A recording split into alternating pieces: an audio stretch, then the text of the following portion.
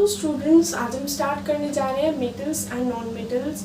इसमें हम पढ़ेंगे मेटल्स के बारे में, नॉन मेटल्स के बारे में, उनके फीचर्स के बारे में, उनकी फिजिकल केमिकल प्रॉपर्टीज़ के बारे में हम स्टडी करेंगे। और हम ये पढ़ेंगे कि भाई इनमें डिस्टिंग्विशिंग फैक्टर्स क्या हैं, कौन कौन से फैक्टर्स हैं जो डिस्टिंग्विश करते हैं एक मेटल को एक नॉन मेटल से। फिर हम इनके एक्सेप्शंस पढ़ेंगे कि इन्हीं फीचर्स में क्या क्या एक्सेप्शंस हैं, क्या क्या एक्सेप्शनल प्रॉपर्टीज़ हैं। उसके बाद हम आयनिक कंपाउंड्स के बारे में पढ़ेंगे जो मेटल्स और नॉन मेटल्स के मिलने से बनते हैं। उसके बाद हम मेटल्स को एक्सट्रैक्ट करना सीखेंगे, मेटल्स को हम एक्सट्रैक्ट करना सीखेंगे उसकी ओर से कि भाई मेटल जो पत्थर की फॉर्म में है उससे हम मेटल को हम कैसे निकाल सकते हैं, एक पत्थर से मेटल को कैसे निकाल सकते हैं। लास्ट में जो हमारा मेटल निकलेगा हम उसे रिफाइन करना भी सीखेंगे। ये मेटल्स कैसे रिएक्ट करते हैं और नॉन मेटल्स कैसे रिएक्ट करते हैं हम ये भी सीखने वाले हैं। और भाई हम ये भी देखेंगे कि कौन सा मेटल ज़्यादा अच्छे से रिएक्ट कर सकता है, यानी कि कौन सा मेटल ज़्यादा रिएक्टिव है। और उसी हिसाब से हम एक सीरीज़ बना देंगे जिसको हम इलेक्ट्रोकेमिकल सीरीज़ भी कहते हैं, हम उसकी भी स्टडी करेंगे। तो सबसे पहले हम पढ़ लेते हैं मेटल्स के बारे में। भाई ये जो मेटल्स के बारे में पढ़ने वाले हैं, सबसे पहले हम ये डिस्कस कर लेते हैं कि ये जो मेटल्स होते हैं ना, बेसिकली कौन सा फैक्टर है, कौन सी केमिकल प्रॉपर्टी है जो मेटल और नॉन मेटल को डिस्टिंग्विश करती है। तो वो होता है कि ये जो मेटल्स होते हैं ना, ये इलेक्ट्रॉन को रिलीज करना चाहते हैं, इलेक्ट्रॉन को लूज करना चाहते हैं, इलेक्ट्रॉन को छोड़ना चाहते हैं। मेटल की बेसिक टेंडेंसी, अगर केमिकल टर्म्स में हमें मेटल को डिफाइन करना है तो मेटल वो है जो इलेक्ट्रॉन को छोड़ना चाहता है, नॉन मेटल वो है जो इलेक्ट्रॉन को एक्सेप्ट करना चाहता है। नॉन मेटल कौन है? इलेक्ट्रॉन को एक्सेप्ट करने वाला, जो इलेक्ट्रॉन को दे दे वो मेटल, जो इलेक्ट्रॉन को ले ले वो नॉन मेटल।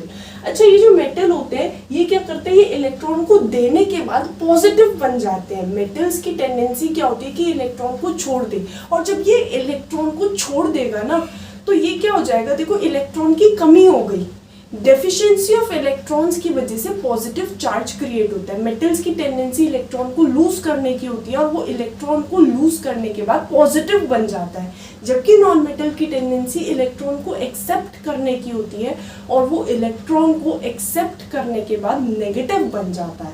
तो मेटल की क्या टेंडेंसी है, मतलब क्या ये, अगर ये हमारा मेटल है, इसने एक इलेक्ट्रॉन लूज कर दिया तो अब ये क्या बन जाएगा, ये बन जाएगा M+। इलेक्ट्रॉन को लूज करने के बाद ये क्या बन जाएगा, ये बन जाएगा M+। ठीक है। और जो नॉन मेटल होता है, नॉन मेटल की टेंडेंसी क्या होती है कि ये किसी तरह एक इलेक्ट्रॉन एक्सेप्ट कर ले और इलेक्ट्रॉन को एक्सेप्ट करने के बाद ये माइनस बना देता है, इलेक्ट्रॉन को एक्सेप्ट करने के बाद ये नेगेटिव चार्ज बन जाता है। तो हम ऐसा भी कह सकते हैं कि मेटल्स की टेंडेंसी क्या होती है, मेटल्स की टेंडेंसी इलेक्ट्रॉन को लूज करने के बाद खुद को केटायन बनाने की होती है। केटायन मतलब पॉजिटिव चार्ज। मेटल, तो भाई अगर ये हमारा एक सब्सटेंस मेटल है, ये दूसरा नॉन मेटल है, तो मेटल की टेंडेंसी क्या होती है, इलेक्ट्रॉन को देने की। नॉन मेटल को क्या होता है, इलेक्ट्रॉन लेने की। ये देना चाहता है, ये लेना चाहता है। ये देकर क्या बनाता है, ये देकर बनाता है पॉजिटिव। ये लेकर क्या बनाता है, ये लेकर बनाता है नेगेटिव। पॉजिटिव का मतलब क्या होता है, पॉजिटिव का मतलब होता है केटायन, नेगेटिव का मतलब क्या होता है, एनायन। तो मेटल की टेंडेंसी क्या होती है, केटायन बनाने की, नॉन मेटल की टेंडेंसी क्या होती है, एनायन बनाने की। इनमें ना पता मेटल्स में क्या होता है, जनरली लास्ट में 1, 2 या 3 इलेक्ट्रॉन्स होते हैं, तभी तो ये इलेक्ट्रॉन को देने में इंटरेस्टेड होते हैं। जैसे कि सोडियम की बात करी जाए, सोडियम का नंबर होता है 11, कॉन्फ़िगरेशन होगी 281। तो इसकी टेंडेंसी क्या है कि किसी तरह ये एक इलेक्ट्रॉन लूज कर दे। इलेक्ट्रॉन को लूज करने के बाद ये पॉजिटिव चार्ज बनाना चाहता है, ये खुद को पॉजिटिवली चार्ज में कन्वर्ट करना चाहता है। जबकि नॉन मेटल्स के लास्ट में क्या होते हैं, नॉन मेटल्स के लास्ट में 4, 5, 6, 7 इतने इलेक्ट्रॉन्स होते हैं। जैसे कि अगर हम बात करें क्लोरीन की, क्लोरीन 17 नंबर पर होता है, कॉन्फ़िगरेशन होती है 287। इसकी टेंडेंसी क्या होती है, किसी तरह ये एक इलेक्ट्रॉन एक्सेप्ट कर ले। क्लोरीन क्या चाहता है, इसके लास्ट में 7 इलेक्ट्रॉन्स हैं, ये चाहता है इसे एक इलेक्ट्रॉन और मिल जाए, जब इसे एक इलेक्ट्रॉन और मिल जाएगा, इसके पास 8 इलेक्ट्रॉन्स हो जाएंगे, जो कि स्टेबल कॉन्फ़िगरेशन है, तो ये स्टेबल हो जाएगा। ये एक इलेक्ट्रॉन एक्सेप्ट करना चाहता है, जो इलेक्ट्रॉन को लेना चाहता है वो नॉन मेटल होता है, जो इलेक्ट्रॉन को देना चाहता है वो मेटल होता है। जैसे कि अगर हम इस सोडियम की ही बात करें, सोडियम एक इलेक्ट्रॉन लूज करना चाहता है और इलेक्ट्रॉन को लूज करने के बाद ये पॉजिटिव चार्ज बनाएगा। क्लोरीन क्या चाहता है, क्लोरीन एक इलेक्ट्रॉन एक्सेप्ट करना चाहता है, रखना चाहता है, क्योंकि इसके लास्ट में ऑलरेडी 7 इलेक्ट्रॉन्स है। अगर ये एक इलेक्ट्रॉन और ले लेगा तो इसके पास स्टेबल कॉन्फ़िगरेशन हो जाएगा, तो ये एक इलेक्ट्रॉन लेना चाहता है और इलेक्ट्रॉन लेने के बाद ये Cl- बन जाएगा, ये Na+ बनेगा, ये Cl- बनेगा, ये केटायन बनेगा, ये एनायन बनेगा। अच्छा, ये क्या कर रहा है, ये देखो फिलहाल ये अपना ऑक्सीडेशन कर रहा है ना भाई, ऑक्सीडेशन कर रहा है ना ये अपना, ये इलेक्ट्रॉन को लूज करके अपनी हायर स्टेट में ही तो जा रहा है, 0 से +1 स्टेट में ही तो जा रहा है ना, इसकी वैलेंसी बढ़ रही है, इसे हम ऑक्सीडेशन कहते हैं। ऑक्सीडेशन का अब तक हमने क्या क्या मतलब सीखा है, ऑक्सीडेशन का मतलब हमने जाना होगा कि ऑक्सीडेशन क्या होता है, ऑक्सीजन ऐड होना, ये तो हम सब जानते होंगे, ऑक्सीजन का ऐड होना, और दूसरा जानते होंगे हाइड्रोजन का रिमूव होना। लेकिन इसके अलावा भी और भी मतलब होते हैं भाई, इसके अलावा आज हम तीसरा मतलब भी जान लेंगे। ऑक्सीडेशन का मतलब होता है कोई सब्सटेंस में ऑक्सीजन ऐड होना या हाइड्रोजन हट जाना। इसके अलावा अगर कोई सब्सटेंस इलेक्ट्रॉन को लूज करके पॉजिटिव आयन में कन्वर्ट होता है तो उसे भी हम ऑक्सीडेशन में ही काउंट करते हैं। तो ऑक्सीडेशन का आज हमें नया डेफिनेशन पता चल रहा है। फर्स्ट चैप्टर में हमने ऑक्सीडेशन के बारे में इतना ही पढ़ा था कि या तो ऑक्सीजन ऐड होना या हाइड्रोजन रिमूव होना। अब ऑक्सीडेशन का एक नया मतलब भी है, अगर कोई इलेक्ट्रॉन को देने के बाद पॉजिटिव में कन्वर्ट हो रहा है, जैसे Cu से Cu2+ बन रहा है, Ag से Ag+ बन रहा है, Na से Na+ बन रहा है, जब ये 0 से प्लस मतलब आगे जा रहा है ना, इसका ऑक्सीडेशन नंबर बढ़ रहा है भाई, Na से Na+ हो रहा है, Cu से Cu2+ हो रहा है, बढ़ रहा है। अगर बढ़ रहा है तो उसे ऑक्सीडेशन कहते हैं, ठीक है भाई। अगर वो इलेक्ट्रॉन को लूज करने के बाद हायर ऑक्सीडेशन स्टेट में चला जाए तो वो भी ऑक्सीडेशन है। ये जैसे Cl से Cl- हो रहा है, ये क्या हो रहा है, 0 से -1 रिडक्शन होता है। ये क्या होता है, ये होता है रिडक्शन। इसकी वैलेंसी पहले से कम हो रही है, ये तो अकेला था, इसमें 0 चार्ज है, इसमें -1 का चार्ज है, तो 0 से -1 होना रिडक्शन ही तो है। बस ऐसे ध्यान रख लेंगे हम, अगर ऑक्सीडेशन नंबर बढ़ता है तो ऑक्सीडेशन हो रहा है, ऑक्सीडेशन नंबर कम होता है, वैलेंसी कम होती है, तो वो हमारा रिडक्शन हो जाता है। तो मोटा मोटा में क्या याद रखना है कि अगर कोई इलेक्ट्रॉन को लूज कर दे, जो कि मेटल्स करते हैं, मेटल्स इलेक्ट्रॉन को लूज कर देते हैं, मेटल्स इलेक्ट्रॉन को लूज करने के बाद खुद का ऑक्सीडेशन करते हैं, और जो खुद का ऑक्सीडेशन करते हैं, हम अभी इसी बात पे आने वाले हैं कि मेटल्स अपना तो ऑक्सीडेशन करते हैं, लेकिन ये होते रिड्यूसिंग एजेंट्स हैं। मेटल्स कैसे होते हैं भाई, मेटल्स रिड्यूसिंग एजेंट्स होते हैं। मेटल्स रिड्यूसिंग एजेंट क्यों है, क्योंकि मेटल्स की टेंडेंसी है इलेक्ट्रॉन को लूज करने की। अगर मेटल्स अपना ऑक्सीडेशन कर रहे हैं तो वो दूसरे का रिडक्शन कर रहे होंगे, इस वजह से वो रिड्यूसिंग एजेंट होते हैं। हम ऐसा उल्टा भी याद रख सकते हैं, जो अपना ऑक्सीडेशन करता है ना वो रिड्यूसिंग एजेंट होता है, क्योंकि वो दूसरे का रिडक्शन कर रहा है ना भाई। जो अपना ऑक्सीडेशन करता है वो दूसरे का रिडक्शन कर रहा होता है, इस वजह से वो रिड्यूसिंग एजेंट होता है। तो हम एक और पॉइंट ऐड कर सकते हैं इन सब में। देखो, अब तक हम कौन कौन से पॉइंट पढ़ चुके हैं। मेटल्स की टेंडेंसी इलेक्ट्रॉन लूज करने की होती है, इनके वैलेंस इलेक्ट्रॉन 1, 2 या 3 होते हैं। ये इलेक्ट्रॉन लूज करने के बाद केटायन बनाते हैं और ये अपना ऑक्सीडेशन कर रहे होते हैं, और ये सारे के सारे रिड्यूसिंग एजेंट्स होते हैं, ठीक है। नॉन मेटल का जस्ट उल्टा है। नॉन मेटल्स की टेंडेंसी इलेक्ट्रॉन को एक्सेप्ट करने की होती है। इलेक्ट्रॉन को एक्सेप्ट करने के बाद ये नेगेटिवली चार्ज आयन यानी कि एनायन बनाते हैं, और एनायन बनाने के बाद ये खुद का रिडक्शन कर रहे होते हैं। तो इस वजह से देखो भैया, अपना रिडक्शन करेंगे, इस वजह से जो हमारे नॉन मेटल्स होते हैं वो हमारे ऑक्सीडाइजिंग एजेंट्स होते हैं। तो नॉन मेटल्स कैसे हैं, नॉन मेटल्स हमारे ऑक्सीडाइजिंग एजेंट्स हैं। इसके बाद एक और मेन बात जो हमें डिस्कस करनी है वो ये है कि जो मेटल के ऑक्साइड्स होते हैं ना, पहले हम इसी में एक्सेप्शन पढ़ लेते हैं भाई। अभी हम जो भी प्रॉपर्टीज पढ़ेंगे ना मेटल्स और नॉन मेटल्स की, हर प्रॉपर्टी में हम एक्सेप्शंस निकालेंगे, ठीक है। तो बहुत सारे एक्सेप्शंस होने वाले हैं, उनको हमें ध्यान भी रखना है।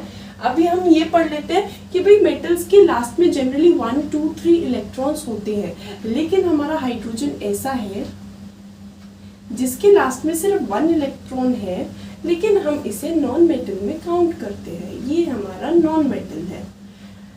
इसके हाइड्रोजन की ना अलग बात है, क्योंकि इसके पास एक ही इलेक्ट्रॉन है, तो ये एक इलेक्ट्रॉन एक्सेप्ट भी तो कर सकता है। जब ये एक इलेक्ट्रॉन और ले लेगा तो इसके पास 2 इलेक्ट्रॉन्स हो जाएंगे। एक शेल में 2 इलेक्ट्रॉन्स होना, ड्यूप्लेट होना, अगर फर्स्ट शेल सिर्फ एक ही शेल है ना तो वो ड्यूप्लेट ही बनाना चाहता है। तो ये क्या करेगा, ये एक इलेक्ट्रॉन और एक्सेप्ट करेगा। भाई हाइड्रोजन के लास्ट में अगर हम ध्यान से देखें, भाई हाइड्रोजन के लास्ट में सिर्फ एक ही इलेक्ट्रॉन है। अब हाइड्रोजन एक इलेक्ट्रॉन एक्सेप्ट करने के बाद भाई अपना ड्यूप्लेट बनाता है, ये अपना ड्यूप्लेट फॉर्मेशन कर रहा है, जो कि एक स्टेबिलिटी वाला फैक्टर है। तो इस वजह से हमारा जो हाइड्रोजन है वो नॉन मेटल में ही काउंट होता है, ठीक है।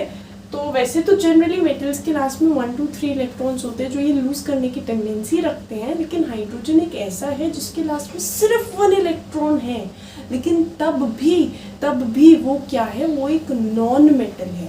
हाइड्रोजन हमारा एक नॉन मेटल में काउंट होता है, ठीक है। तो ये हमारी फर्स्ट बात में एक्सेप्शन हो गई। और पता है हमारे जो भी मेटल के ऑक्साइड्स होते हैं ना, सारे के सारे मेटल के ऑक्साइड्स, सारे के सारे जो मेटल ऑक्साइड्स होते हैं भाई, वो पता है कैसे होते हैं, वो बेसिक होते हैं। एसिड बेस तो हम पढ़ ही चुके हैं ना, मेटल के ऑक्साइड बेसिक होते हैं। मेटल के ऑक्साइड कैसे होते हैं, बेसिक। जैसे कि कॉपर ऑक्साइड की बात करी जाए, ये हमारा कैसा है, कॉपर ऑक्साइड हमारा बेस है। और कॉपर ऑक्साइड की पता है खास बात क्या होती है, CuO, ये ब्लैक कलर का होता है। कॉपर ऑक्साइड हमें याद रखना है, ब्लैक कलर का कंपाउंड होता है, ठीक है। ये है PbO, ये येलो कलर का होता है, वैसे तो येलो, ये ब्लैक कलर का होता है। और ये सारे के सारे जो मेटल के ऑक्साइड्स होते हैं ना, सारे के सारे बेसिक होते हैं। मेटल के जो भी ऑक्साइड्स होते हैं सारे के सारे बेसिक होते हैं। कभी देखा है कि एल्यूमिनियम का बर्तन है, उसे नींबू से साफ कर रहे हैं। नींबू से क्यों साफ करते हैं भाई, ये हमने पिछले चैप्टर में डिस्कस करा था एसिड बेसिस में। क्योंकि जो हमारा एल्यूमिनियम होता है ना, उसके ऊपर क्या आएगा, उसके ऊपर क्या जम जाता है, Al2O3 जम जाता है। ये बेसिक मतलब ये जो हमारे मेटल के ऑक्साइड्स होते हैं ये जनरली बेसिक होते हैं। और पता है ये जो हमारा नींबू होता है इसमें एसिड होता है ना, तो वो उसे न्यूट्रलाइज कर देता है, इस वजह से हम यूज करते हैं कई बार। वैसे अगर हम बात करें ये जो है, वैसे तो मेटल के जो भी ऑक्साइड्स होते हैं, हम बात करें Fe2O3 की, हम बात करें ZnO की, जो भी मेटल के ऑक्साइड्स होते हैं सारे के सारे बेसिक नेचर के होते हैं, सारे के सारे बेसिक होते हैं। ये जो मेटल के ऑक्साइड है ये बेसिक हैं, लेकिन और जो नॉन मेटल के ऑक्साइड्स होते हैं वो क्या होता है, एसिडिक होते हैं। भाई ये जो हमारे CO2, SO2, NO2, ये जो सारी की सारी ऑक्साइड्स है ना, सारी की सारी एसिडिक है। जो नॉन मेटल की ऑक्साइड्स होती हैं वो एसिडिक होती है। हमें पता है CO2 एक पोल्यूटेंट है, मतलब अगर ये ज्यादा होता है तो ग्लोबल वार्मिंग वगैरह कर देता है ना। ये जो सारे के सारे है ना, ये पता है किसी चीज के जलने से जैसे बन जाते हैं CO2, SO2, NO2, ये बाद में एसिड रेन भी करा देते हैं। तो हमें याद रखना है जो नॉन मेटल के ऑक्साइड होते हैं ना, ये CO2, SO2, NO2, ये कैसे है, ये एसिडिक नेचर की है और ये एसिड रेन भी करा सकते हैं। मतलब ये तो बस याद रखने के लिए है कि इन पोल्यूटेंट्स की ही वजह से अगर हम कभी भूल जाए तो भाई एसिड रेन CO2 की वजह से होती है। कार्बन नॉन मेटल है। नॉन मेटल के ऑक्साइड्स कैसे होते हैं, नॉन मेटल के ऑक्साइड्स एसिडिक होते हैं। इस तरीके से हम याद रख सकते हैं। वैसे नॉन मेटल के ऑक्साइड्स कैसे होते हैं, नॉन मेटल के ऑक्साइड एसिडिक होते हैं। मेटल के ऑक्साइड क्या होते हैं, बेसिक होते हैं जनरली, लेकिन इसमें भी एक्सेप्शन है। जैसे कि अगर हम बात करें CO, ये भी कार्बन का एक ऑक्साइड है, लेकिन इसे हम कहते हैं कार्बन मोनोऑक्साइड। CO क्या है, कार्बन मोनोऑक्साइड। और पता है ये जो कार्बन मोनोऑक्साइड है ये न्यूट्रल है। हमने तो कहा कि भाई जो नॉन मेटल के ऑक्साइड है वो एसिडिक होते हैं, नॉन मेटल के ऑक्साइड एसिडिक होते हैं, लेकिन CO क्या है, CO न्यूट्रल है। ऐसे ही हाइड्रोजन को तो हम जानते हैं ना, हाइड्रोजन क्या है, नॉन मेटल होता है, इसका जो ऑक्साइड होता है H2O ये भी न्यूट्रल होता है। वैसे तो जनरली नॉन मेटल के ऑक्साइड एसिडिक इन नेचर होते हैं, लेकिन CO और H2O ये दोनों के दोनों न्यूट्रल हैं। N2O ये भी न्यूट्रल है, N2O भी न्यूट्रल होता है। इसको तो पता है हम लाफिंग गैस भी कहते हैं, लाफिंग गैस, ये भी न्यूट्रल है भाई। और पता है ये जो NO2 होती है इसकी रेड ब्राउन फ्यूम्स बनती हैं, और पता है ये जो SO2 गैस है, SO2 गैस इसकी सल्फर लाइक स्मेल होती है, एक स्पेसिफिक स्मेल होती है इसकी। और पता है ये जो CO2 है, इस CO2 की तो बहुत सारी प्रॉपर्टीज हमें पता है। ये जो CO2 है ये लाइम वाटर को मिल्की कर सकता है, ये आग को बुझा सकता है ना। तो ये जो सारी की सारी नॉन मेटल की ऑक्साइड्स होती है कैसी होती है, ये होती है हमारी एसिडिक नेचर, ये सारी की सारी एसिडिक नेचर की होती है। जबकि जो हमारी मेटल ऑक्साइड होती है ये जनरली बेसिक होती हैं। एक्सेप्शंस क्या है, ये CO, H2O, N2O ये सारी की सारी न्यूट्रल गैसेस हैं, ना एसिडिक ना बेसिक। और पता है ऐसे मेटल्स में भी एक्सेप्शन है। मेटल्स में क्या क्या है, ये जो Al2O3 है ना भाई, और पता है PbO है, और एल्यूमिनियम की ऑक्साइड हो गई, जिंक की ऑक्साइड हो गई, है ना। ये जो हमारी होती हैं इन ऑक्साइड्स को हम कहते हैं एम्फोटेरिक,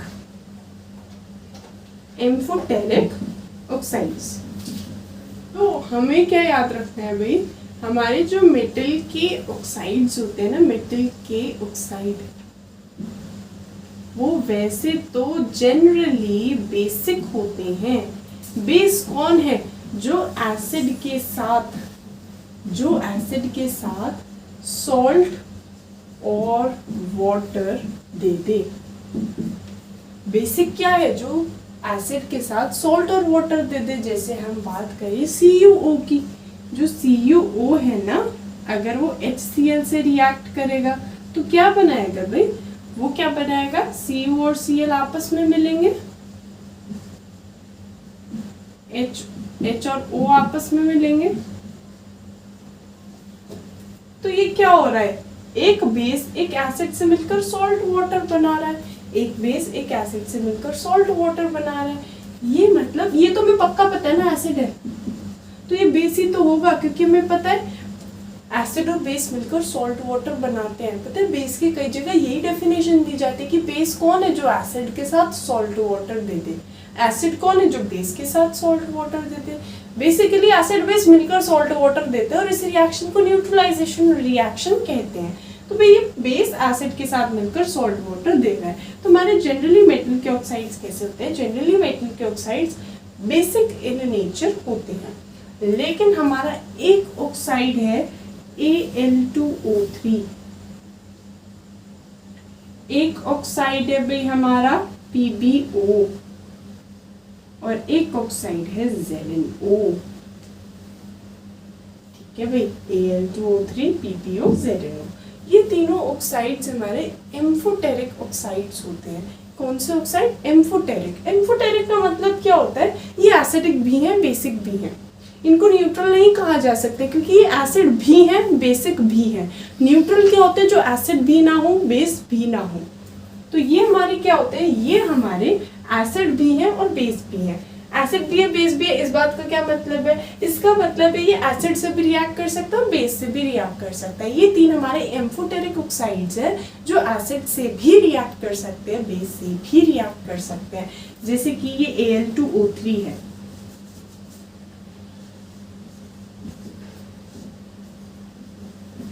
Al2O3 की बात करें, ये एसिड से भी रिएक्ट करेगा। एसिड कौन होता है, HCl, और यही Al2O3 पता है बेस से भी रिएक्ट कर पाएगा। बेस कौन होता है, मेन NaOH। इसका मतलब ये एम्फोटेरिक है। एम्फोटेरिक का मतलब समझ में आ रहा है। वैसे तो मेटल के ऑक्साइड्स बेसिक होते हैं, लेकिन कुछ मेटल के ऑक्साइड जैसे कि Al2O3, ZnO, PbO ये एम्फोटेरिक होते हैं। एम्फोटेरिक होने का मतलब क्या होता है, ये एसिड से भी रिएक्ट कर सकते हैं, बेस से भी रिएक्ट कर सकते हैं। तो ये Al2O3 जब एसिड से रिएक्ट करेगा क्या बनाएगा, देखो एल्यूमिनियम और क्लोरीन मिलने वाला है और बनाने वाला है AlCl3। H और O मिलने वाला है और क्या बनाने वाला है H2O। ठीक है, तो इसमें तो ये किसका काम कर रहा है, देखो भाई एसिड के साथ सॉल्ट वाटर कौन दे सकता है, बेस ही तो दे सकता है। इसमें तो ये बेस का काम कर रहा है।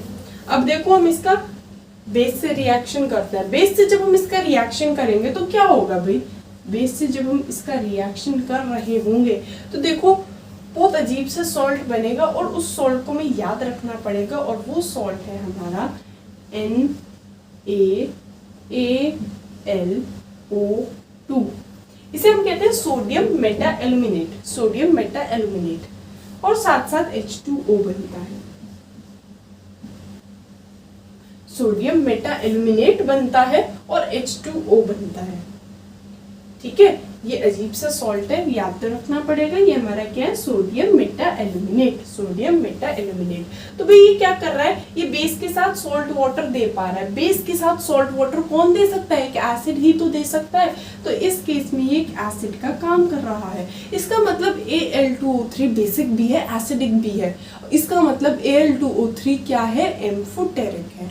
एम्फोटेरिक मतलब एसिड की तरह भी बिहेव करना और बेस की तरह भी बिहेव करना।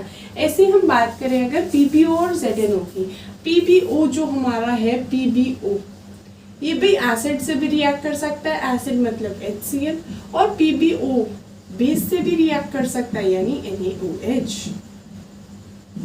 HCl से जब रिएक्ट करेगा तो क्या होगा भाई, क्या होगा, Pb तो Cl से मिल जाएगा, HO से मिल जाएगा, PbCl2 बनेगा और H2O बनेगा।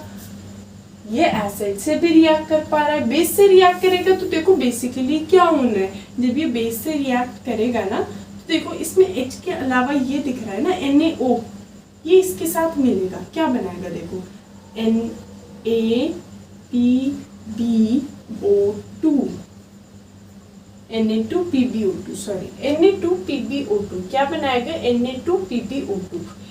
इसमें ध्यान से देखना, ये बनाता है NaAlO2 और ये बनाता है Na2PbO2। इसे हम कहते हैं सोडियम प्लम्बाइट, इसको हम क्या कहते हैं, सोडियम प्लम्बाइट, और इसके साथ बनाता है H2O।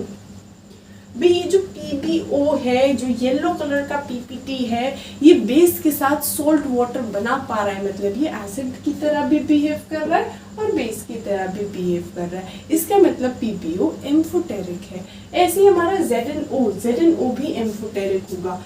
ZnO क्यों एम्फोटेरिक होगा, क्योंकि ये जो ZnO है ये HCl से भी रिएक्ट कर सकता है, ये जो ZnO है ये NaOH से भी रिएक्ट कर सकता है। जब ये HCl से रिएक्ट करेगा तो भाई क्या बनाएगा, जब ये HCl से रिएक्ट करेगा ये बनाएगा ZnCl2 और H2O, और जब ये NaOH से रिएक्ट करेगा तो क्या होगा, ये बनाएगा Na2ZnO2 और H2O। ये सॉल्ट दोनों तो सेम टाइप के, ये थोड़ा अलग टाइप का बनाता है। ध्यान से देखा जाए तो होगा क्या, सोडियम है, फिर वो मेटल है और फिर ऑक्सीजन है। इसमें क्या होगा, एक ही सोडियम होगा, बाकी इसमें क्या है Na2PbO2, इसमें क्या है Na2ZnO2। इसे हम कहते हैं सोडियम मेटा एल्यूमिनेट, इसे हम कहते हैं सोडियम प्लम्बाइट, इसे हम कहते हैं सोडियम जिंकेट।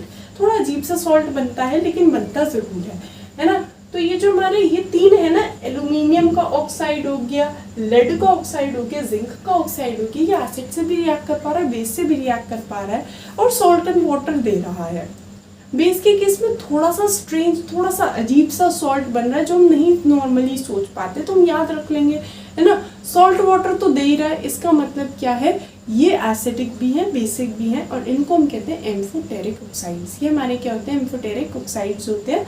और पता है वैसे तो नॉन मेटल के जो ऑक्साइड्स होते हैं, जो हम नॉन मेटल की बात कर रहे थे, जो हमारे नॉन मेटल के ऑक्साइड्स होते हैं ना, वो पता है जनरली कैसे होते हैं, नॉन मेटल के जो ऑक्साइड होते हैं वो एसिडिक नेचर के होते हैं, जनरली एसिडिक नेचर के होते हैं, लेकिन एक्सेप्शंस तो है, CO है, N2O है, H2O है, ये सारे के सारे न्यूट्रल हैं। न्यूट्रल समझते हो, जो ना एसिड से रिएक्ट करे ना बेस से रिएक्ट करे, ये सारे के सारे क्या होते हैं, ये सारे के सारे न्यूट्रल होते हैं। ठीक है, तो मेटल के oxide generally basic, non metal के ऑक्साइड जनरली एसिडिक। लेकिन एक्सेप्शंस क्या है मेटल के केस में? मेटल के केस में ये एक्सेप्शंस है, लेड जिंक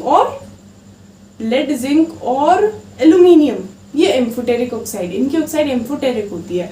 और जबकि नॉन मेटल में एक्सेप्शंस क्या है? CuN2H2O, ये हमारे न्यूट्रल ऑक्साइड्स, ये हमारे क्या होते हैं? न्यूट्रल ऑक्साइड्स होते हैं। हम आ जाते हैं मेटल्स की और नॉन मेटल्स की फिजिकल प्रॉपर्टीज पर।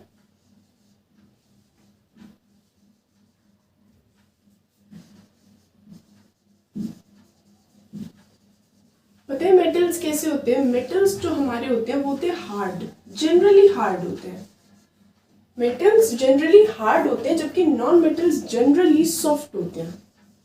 लेकिन एक्सेप्शंस है, मेटल्स जो है वो जनरली ज्यादातर तो हार्ड होते हैं, काफी सख्त होते हैं, लेकिन इनमें एक्सेप्शंस है भाई, सोडियम, पोटेशियम, ये ऐसे मेटल्स हैं जिनको हम नाइफ से कट कर सकते हैं, बहुत ही सॉफ्ट मेटल्स होते हैं। ये तो बहुत ही सॉफ्ट, ये जो अल्कली मेटल्स है ना, ये बहुत सॉफ्ट मेटल्स हैं। और वैसे तो नॉन मेटल्स जनरली सॉफ्ट होते हैं, लेकिन हमें हार्डेस्ट मटेरियल पता है, हमारा हार्डेस्ट मटेरियल है डायमंड। डायमंड हमारा हार्डेस्ट मटेरियल है।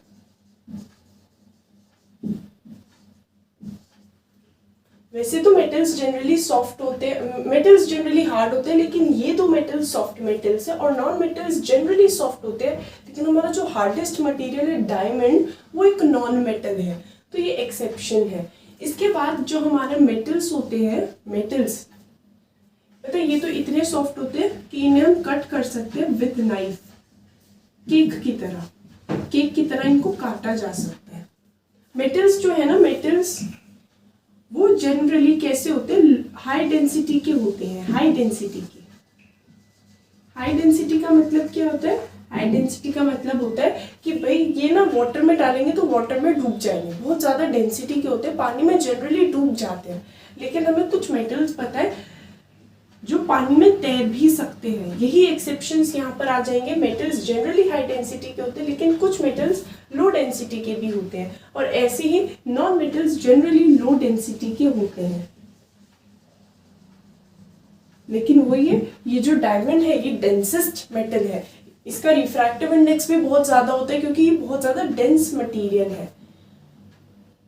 इसके बाद ये जो हमारे मेटल्स होते हैं ना, मेटल्स ये जनरली सॉलिड स्टेट्स में होते हैं। जनरली सारे के सारे मेटल सॉलिड होते हैं, लेकिन हमारा एक मेटल है मरकरी, जिसको हम किस में यूज करते हैं? ये मरकरी फॉर्मूला इसका Hg है, इसको हम यूज करते हैं थर्मोमीटर में, बैरोमीटर में, इन सब में मरकरी का ही क्यों यूज करते हैं?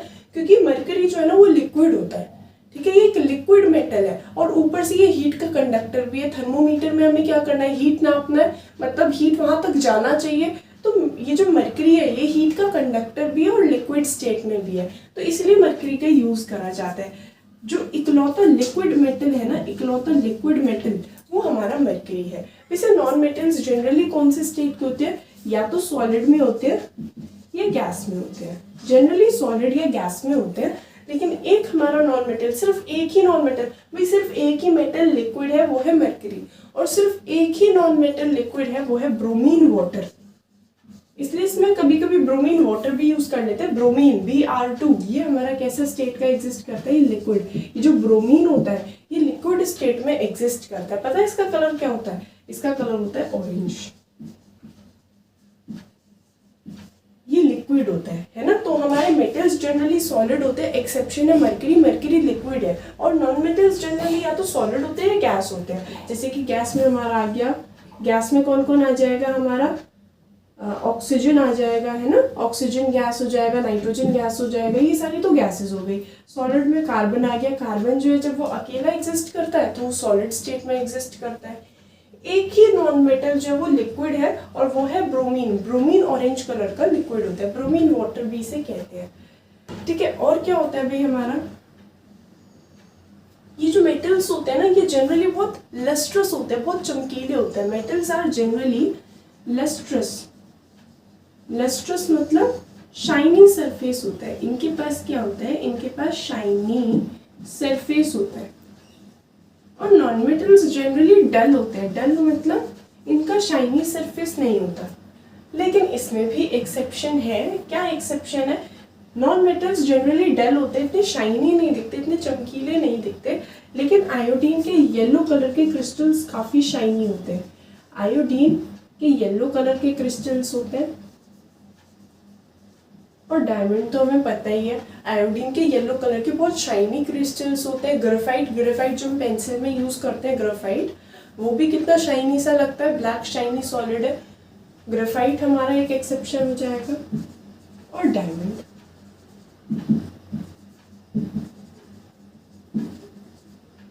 ये जो ग्रेफाइट और डायमंड है ना, ये दोनों कार्बन के ही एलोट्रोप्स है और ये बहुत सारी एक्सेप्शंस में आएंगे।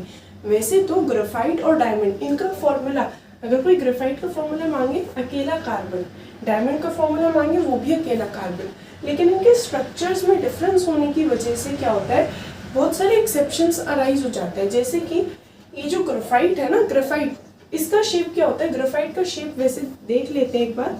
ग्रेफाइट का जो हमारा शेप होता है वो होता है हेक्सागोनल। हेक्सागोनल शेप होने की वजह से एक टाइम पे एक कार्बन 3 ही बॉन्ड्स बनाता है, एक टाइम पे एक कार्बन 3 ही बॉन्ड बनाता है, तो एक वैलेंसी खाली हो जाती है। अगर एक वैलेंसी खाली है, अगर कार्बन की एक वैलेंसी खाली है, तो उसकी, जैसे ये है ना कार्बन, ऐसा कुछ स्ट्रक्चर होता है ग्रेफाइट का, हेक्सागोनल। बहुत सारी हेक्सागोनल शीट्स जो हैं वो आपस में से अरेंज्ड होती हैं। तो इसमें क्या होता है, इसमें ना एक कार्बन एक टाइम पे 3 ही बॉन्ड्स बना रहा होता है। तो अगर कार्बन एक बार में 3 बॉन्ड बनाएगा तो एक बॉन्ड तो फ्री हो जाएगा।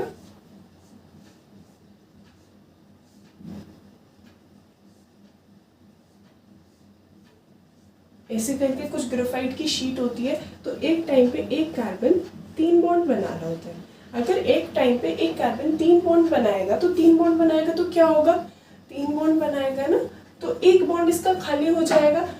उस खाली बॉन्ड पेयर की वजह से ये जो है, ये इलेक्ट्रिसिटी, क्योंकि कार्बन की टेंडेंसी 4 बॉन्ड बनाने की होती है ना, कार्बन तो टेट्रावेलेंट एलिमेंट है, तो उस खाली इलेक्ट्रॉन की वजह से, उस खाली डीलोकलाइज्ड इलेक्ट्रॉन की वजह से ये गुड कंडक्टर ऑफ इलेक्ट्रिसिटी होता है। जबकि नॉन मेटल्स जनरली क्या होते हैं, नॉन कंडक्टर्स होते हैं। डायमंड में इतना फर्क क्यों है, डायमंड का अभी हम स्ट्रक्चर करेंगे तो डायमंड का स्ट्रक्चर होता है टेट्राहेड्रल, उसमें कार्बन पूरे 4 बॉन्ड बनाता है, उसमें कार्बन पूरे 4 बॉन्ड बनाता है, बहुत स्ट्रॉन्ग बॉन्ड्स बनाता है, स्ट्रॉन्ग कोवेलेंट बॉन्ड। इस वजह से वो हार्डेस्ट मटेरियल है। तो ये 2 एक्सेप्शंस है। ये दोनों शाइनी भी बहुत होते हैं, आयोडीन भी बहुत शाइनी है, येलो कलर का इसके क्रिस्टल्स होते हैं। मेटल्स जनरली गुड कंडक्टर्स होते हैं, चाहे हीट के, गुड कंडक्टर्स ऑफ हीट के भी अच्छे कंडक्टर्स होते हैं भाई, हीट के अच्छे कंडक्टर्स होते हैं मेटल्स। एक्सेप्शंस है भाई, एक्सेप्शंस है। एक्सेप्शंस क्या आ जाएंगे हमारे इसमें, एक्सेप्ट कौन गुड कंडक्टर नहीं होता, इसमें कुछ लस्ट्रस नहीं भी होते। कौन लस्ट्रस नहीं होता, जिंक लस्ट्रस नहीं होता, मर्क्यूरी लस्ट्रस नहीं होता, ठीक है। वैसे तो metals generally good conductors of heat होते हैं, हीट को कंडक्ट कर लेते हैं, लेकिन इनमें भी एक्सेप्शंस है। लेड जो है, लेड वो गुड कंडक्टर ऑफ हीट नहीं होता। लेड है ये पीबी, ये पेंसिल वाली लेड नहीं है, पेंसिल में तो क्या होता है, ग्रेफाइट ही होता है। ये लेड एक मेटल है पीबी, और ये डल होता है, और मतलब ये अच्छा कंडक्टर नहीं होता हीट का, मतलब ये हीट को उतने अच्छे से कंडक्ट नहीं कर सकता। जबकि जो नॉन मेटल्स होते हैं वो नॉन कंडक्टर्स होते हैं, इंसुलेटर्स होते हैं। नॉन कंडक्टर्स या फिर इंसुलेटर, जो नॉन मेटल्स होते हैं वो नॉन कंडक्टर्स या मतलब इंसुलेटर्स होते हैं, वो हीट को कंडक्ट नहीं कर पाते। लेकिन इसमें भी एक्सेप्शन है। कौन है, इकलौता ऐसा नॉन मेटल जो गुड कंडक्टर है इलेक्ट्रिसिटी का, वो है ग्रेफाइट। ग्रेफाइट जो है वो इलेक्ट्रिसिटी को कंडक्ट कर सकता है, जबकि वो नॉन मेटल है, इकलौता ऐसा नॉन मेटल। उसका रीजन भी है क्योंकि कार्बन 3 बॉन्ड बना रहा है, एक बॉन्ड खाली है उसका, उस डीलोकलाइज्ड इलेक्ट्रॉन की वजह से वो इलेक्ट्रिसिटी को कंडक्ट कर पाता है। तो नॉन मेटल, इकलौता नॉन मेटल जो गुड कंडक्टर ऑफ इलेक्ट्रिसिटी है वो है हमारा ग्रेफाइट। वैसे तो जनरली मेटल्स गुड कंडक्टर्स होते हैं, नॉन मेटल्स नॉन कंडक्टर्स होते हैं, लेकिन एक्सेप्शन है ग्रेफाइट। ग्रेफाइट एक ऐसा नॉन मेटल है जो गुड कंडक्टर है इलेक्ट्रिसिटी का। भाई ये जो मेटल्स होते हैं, मेटल्स ये जनरली कैसे होते हैं, ये होते हैं सोनोरस मतलब साउंड प्रोड्यूसिंग। इसी वजह से तो इनके सोनोरस होने की वजह से ही तो इन्हें इलेक्ट्रिक बेल्स में यूज़ करा जाता है, क्योंकि बेल में क्या होगा, मेटल जब टकराते हैं तो उसकी आवाज़ आती है, बहुत अच्छी खासी आवाज़ आती है। अगर हमसे कोई पूछे कि मेटल को ही इलेक्ट्रिक बेल में क्यों यूज़ करा जाता है, क्योंकि मेटल्स सोनोरस होते हैं। और मेटल्स को ही क्यों ज्वेलरी में यूज़ करा जाता है, क्योंकि वो कैसे होते हैं, जैसे गोल्ड वगैरह, गोल्ड प्लैटिनम, ये बहुत ज़्यादा लस्ट्रस होता है, बहुत ज़्यादा शाइनी सरफेस होता है। इसकी वजह से हम इसको किस में यूज़ करते हैं, ज्वेलरीज वगैरह में यूज़ करते हैं, है ना, ऑर्नामेंट्स में यूज़ करते हैं। तो मेटल्स जनरली सोनोरस होते हैं, जबकि नॉन मेटल्स कैसे होते हैं, नॉन सोनोरस। इनका ऐसा कोई खास शोर नहीं होता। और पता है ये जो मेटल्स होते हैं ना, ये मेलिएबल होते हैं। मेलिएबल होने का क्या मतलब है, मेलिएबल होने का मतलब है कि इनको थिन शीट्स में बहुत इजीली कन्वर्ट करा जा सकता है ना। इनको अगर हम इनको हैमर करेंगे ना तो ये पतली पतली शीट्स में कन्वर्ट हो जाते हैं। जैसे कि अगर गोल्ड की जो गोल्ड होता है ना, गोल्ड, उसका अगर हम 1 ग्राम भी लें तो उसकी वायर हम 2 किलोमीटर तक बना सकते हैं, 2 किलोमीटर की प्लेट बना सकते हैं हम उससे। तो भाई बहुत ज़्यादा मेलिएबल है, उसको खींच के बहुत ज़्यादा पतली सी शीट बना सकते हैं, बहुत हद तक पतली। रदरफोर्ड ने गोल्ड की ही फॉइल क्यों यूज़ करी थी अपने एक्सपेरिमेंट में, रदरफोर्ड का एक्सपेरिमेंट तो याद ही होगा, उसने गोल्ड की फॉइल यूज़ करी थी। क्यों, क्योंकि गोल्ड की फॉइल इतनी पतली होती है कि हम ऐसा भी कह सकते हैं कि उसकी एक फॉइल में एक बारी में एक एटम है, इतनी पतली शीट भी हम उसकी कन्वर्ट कर सकते हैं। तो मेटल्स जनरली मेलिएबल होते हैं। एल्यूमिनियम को देख लो, एल्यूमिनियम की हम फॉइल यूज़ करते हैं, कितनी पतली पतली एल्यूमिनियम की फॉइल होती है। तो ये जो है ये काफ़ी मेलिएबल है। जबकि नॉन मेटल्स कैसे होते हैं, नॉन मेलिएबल, उनको थिन शीट्स में कन्वर्ट नहीं करा जा सकता, बल्कि अगर हम उनमें हैमर करेंगे तो वो टूट जाएंगे। ठीक है, वो क्या हो जाते हैं, वो टूट जाते हैं। तो इन्हें हम कह सकते हैं ब्रिटल होते हैं या नॉन मेलिएबल होते हैं।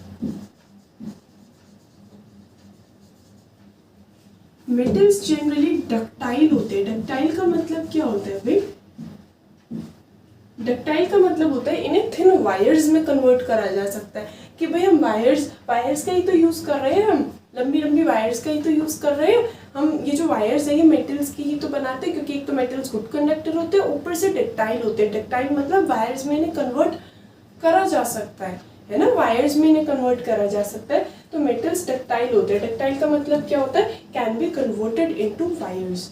जबकि नॉन मेटल्स क्या होते हैं, डक्टाइल नहीं होते, उनको इजीली वायर्स में कन्वर्ट नहीं कर सकते। मेटल्स को वायर्स में कन्वर्ट कर सकते हैं, लेकिन नॉन मेटल्स को वायर्स में कन्वर्ट नहीं कर सकते। तो इसलिए मेटल्स डक्टाइल होते हैं, नॉन मेटल्स डक्टाइल नहीं होते। नॉन मेटल्स जो है वो डक्टाइल नहीं होते। मतलब क्या है, अगर हम इनको करेंगे ना तो ये वायर्स में प्रॉपर्ली कन्वर्ट नहीं होंगे, बल्कि टूट जाएंगे, ब्रिटल होते हैं। नॉन मेटल्स कैसे होते हैं, ब्रिटल से होते हैं। ठीक है, इनको ज़्यादा वो करा तो ये क्या हो जाते हैं, टूट जाते हैं। तो इसका जो है वो गुड कंडक्टर्स ऑफ इलेक्ट्रिसिटी होते हैं, ये तो हम डिस्कस कर चुके हैं। गुड कंडक्टर्स होते हैं, हीट के तो होते ही होते हैं, इलेक्ट्रिसिटी के भी होते हैं। क्यों होते हैं गुड कंडक्टर्स ऑफ इलेक्ट्रिसिटी, क्योंकि इनके पास बहुत सारे फ्री इलेक्ट्रॉन्स होते हैं। तो फ्री इलेक्ट्रॉन्स होने की वजह से गुड कंडक्टर्स ऑफ इलेक्ट्रिसिटी होते हैं। जबकि नॉन मेटल्स कैसे होते हैं, बैड कंडक्टर्स होते हैं, bad conductors of electricity.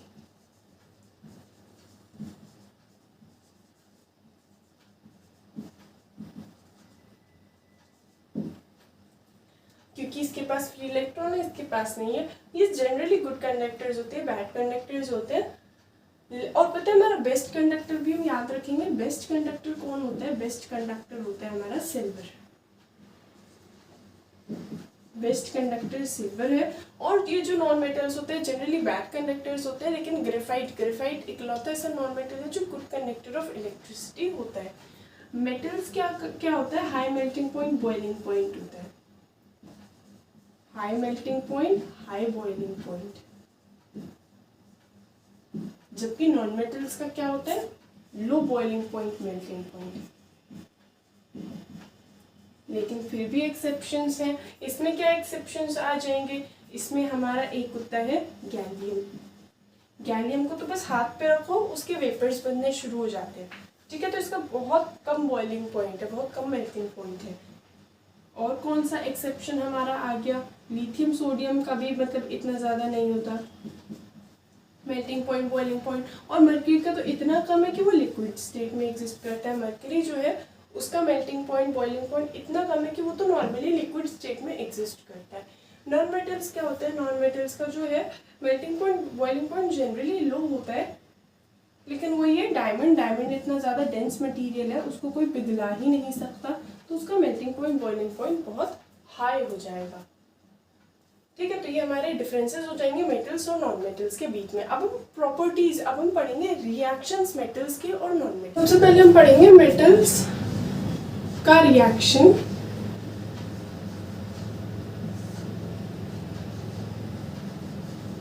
With oxygen.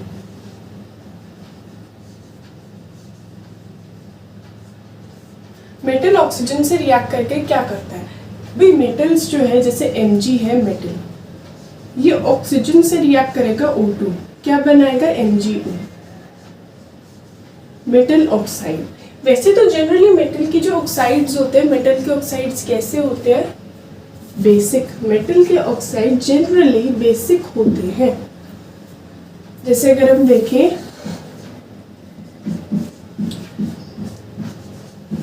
इसका नेचर क्या है, बेसिक है। बेसिक क्यों है, पानी में डालोगे NaOH देगा, NaOH तो बेसिक ही है ना। तो वैसे तो मेटल्स के ऑक्साइड जनरली बेसिक होते हैं, लेकिन कुछ ऑक्साइड्स हैं जिनको हम कहते हैं एम्फोटेरिक ऑक्साइड्स, जैसे कि ये एल्यूमिनियम।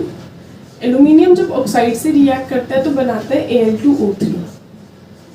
ये जो हमारा Al2O3 बनता है ना, ये होता है एम्फोटेरिक। एम्फोटेरिक होने का मतलब क्या है, ये NaOH से भी रिएक्ट कर सकता है, और यही Al2O3 HCl से भी रिएक्ट कर सकता है, एसिड से भी रिएक्ट कर सकता है, बेस से भी रिएक्ट कर सकता है। इससे तो हम रिएक्शन सोच ही सकते हैं, क्या बनेगा भाई, AlCl3 बनेगा और H2O बनेगा।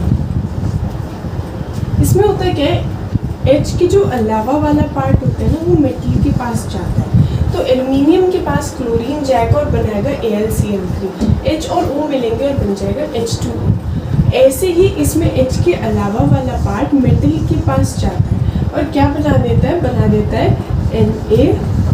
NaAlO2। इसे कहते हैं सोडियम मेटा एल्यूमिनेट, और बनाता है साथ साथ H2O। ये Al2O3 बेस के साथ भी सॉल्ट वाटर बना रहा है, एसिड के साथ भी सॉल्ट वाटर बना रहा है। इस वजह से ये जो Al2O3 होता है ये एम्फोटेरिक होता है। ये हमारा कैसा होता है, एम्फोटेरिक। ऐसे ही ZnO एम्फोटेरिक होता है भाई, ZnO भी दोनों से रिएक्ट कर सकता है। ये जो ZnO है ना, ये भी एम्फोटेरिक है, NaOH से भी रिएक्ट कर सकता है और HCl से भी रिएक्ट कर सकता है। अभी क्या बनाएगा, Na2ZnO2। अभी क्या बनाएगा, ZnCl2। इसे कहते हैं सोडियम जिंकेट। Sodium zincate. बस करना क्या होता है, H के अलावा वाला पार्ट मेटल को दे दो, है ना, और हमें पता है जिंक की वैलेंसी 2 है, तो दोनों के पास 2-2 वैलेंसी आ जाएगी, इसलिए बनता है Na2ZnO2 और साथ साथ H2O बन जाता है। इसमें क्या बनते हैं, ZnCl2 और H2O बन जाता है। तो ये हमारे कैसे होते हैं, ये हमारे एम्फोटेरिक ऑक्साइड्स होते हैं। एम्फोटेरिक ऑक्साइड्स हैं ये जो मेटल्स ऑक्सीजन से रिएक्ट कर रहे हैं। पता है इन मेटल्स की डिफरेंट रिएक्टिविटीज होती है ऑक्सीजन से। कोई मेटल्स तो बहुत वॉयलेंटली, बहुत विग्रसली, बहुत जल्दी रिएक्ट करते हैं, जबकि कुछ मेटल्स जो होते हैं वो बहुत स्लोली रिएक्ट करते हैं। तो अगर हम बात करें सबसे ज़्यादा, ये जो सोडियम और पोटेशियम है ना, ये तो इतना विग्रसली रिएक्ट करते हैं, इतना वॉयलेंटली रिएक्ट करते हैं कि रिएक्ट करने के बाद ना बहुत ज़्यादा मतलब वॉयलेंट, बहुत ज़्यादा आसपास धुआं वगैरह एक्सप्लोजन कर देंगे, इतना ज़्यादा वॉयलेंटली रिएक्ट करते हैं। तो इस वजह से हम क्या करते हैं, इस वजह से हम इनको स्पेशली केरोसिन ऑयल में डिप करके रखते हैं भाई, बहुत ज़्यादा रिएक्टिव है। ठीक है, इसके बाद हमारा जो आयरन होता है, आयरन वो भी रिएक्ट कर जाते हैं। कॉपर जो है, कॉपर वो नॉर्मली ऑक्सीजन से रिएक्ट नहीं करता, वो पता है क्या करता है, वो ना ऑक्सीजन से तब रिएक्ट करता है जब उसे हीट भी किया जाए, और CuO का ब्लैक PPT बना लेता है, ब्लैक कलर का, इसके ऊपर ब्लैक कलर की लेयर जम जाती है। वैसे तुम्हारा एल्यूमिनियम जो है वो भी काफ़ी रिएक्टिव होता है। अभी हम रिएक्टिविटी सीरीज पढ़ेंगे तो एल्यूमिनियम बहुत रिएक्टिव मेटल आएगा, जिंक भी बहुत रिएक्टिव आएगा। लेकिन ये जो एल्यूमिनियम होता है, जिंक होता है, पता है ये होते तो बहुत रिएक्टिव है, लेकिन होता क्या है जब इनके ऊपर एक Al2O3 की लेयर जम जाती है ना, इस ये एल्यूमिनियम वैसे तो बहुत रिएक्टिव है, लेकिन रिएक्ट करने के बाद ये Al2O3 बनाएगा और उस Al2O3 की लेयर ही इसके आसपास जम जाएगी, और ये जो Al2O3 की लेयर है ना वो इसे फर्दर किसी भी मेटल से, किसी भी चीज़ से रिएक्ट करने से प्रिवेंट करेगी। इसलिए हम एल्यूमिनियम के बर्तन तक बना लेते हैं। वैसे तो बहुत रिएक्टिव मेटल है, लेकिन होता क्या है कि एक बार उसके ऊपर ऑक्साइड की लेयर जम जाती है ना तो वो फिर किसी से रिएक्ट नहीं करता। एल्यूमिनियम की फॉइल हम यूज़ करते हैं तो वो क्या खाने से रिएक्ट नहीं करेगा? नहीं करेगा वो खाने से रिएक्ट, क्योंकि क्या होता है उसके ऊपर एक ऑक्साइड की स्टेबल लेयर जम जाती है, फिर वो खाने से रिएक्ट नहीं करती। तो अगर हमसे कोई पूछे वैसे तो एल्यूमिनियम बहुत रिएक्टिव होता है, लेकिन बहुत टाइम ये पैसिव हो जाता है। पैसिव मतलब इतना रिएक्टिव नहीं रहता। तो ये पैसिव क्यों हो जाता है? क्योंकि उसके ऊपर ऑक्साइड की लेयर जम जाती है और वो उसे फर्दर रिएक्ट करने से प्रिवेंट करती है। गोल्ड और प्लैटिनम ये तो रिएक्ट ही नहीं करते ऑक्सीजन से। जो बहुत कम रिएक्टिव मेटल है ना वो बिल्कुल भी रिएक्ट नहीं करेंगे ऑक्सीजन से। ठीक है, इसकी एक छोटी सी सीरीज हम दिमाग में रख लेते हैं। देखो कुछ ऐसी ही होती है हमारी रिएक्टिविटी सीरीज, जिसमें ऊपर वाले बहुत रिएक्टिव होते हैं और नीचे वाले बहुत कम रिएक्टिव होते हैं। कैसी सी दिखती है ये?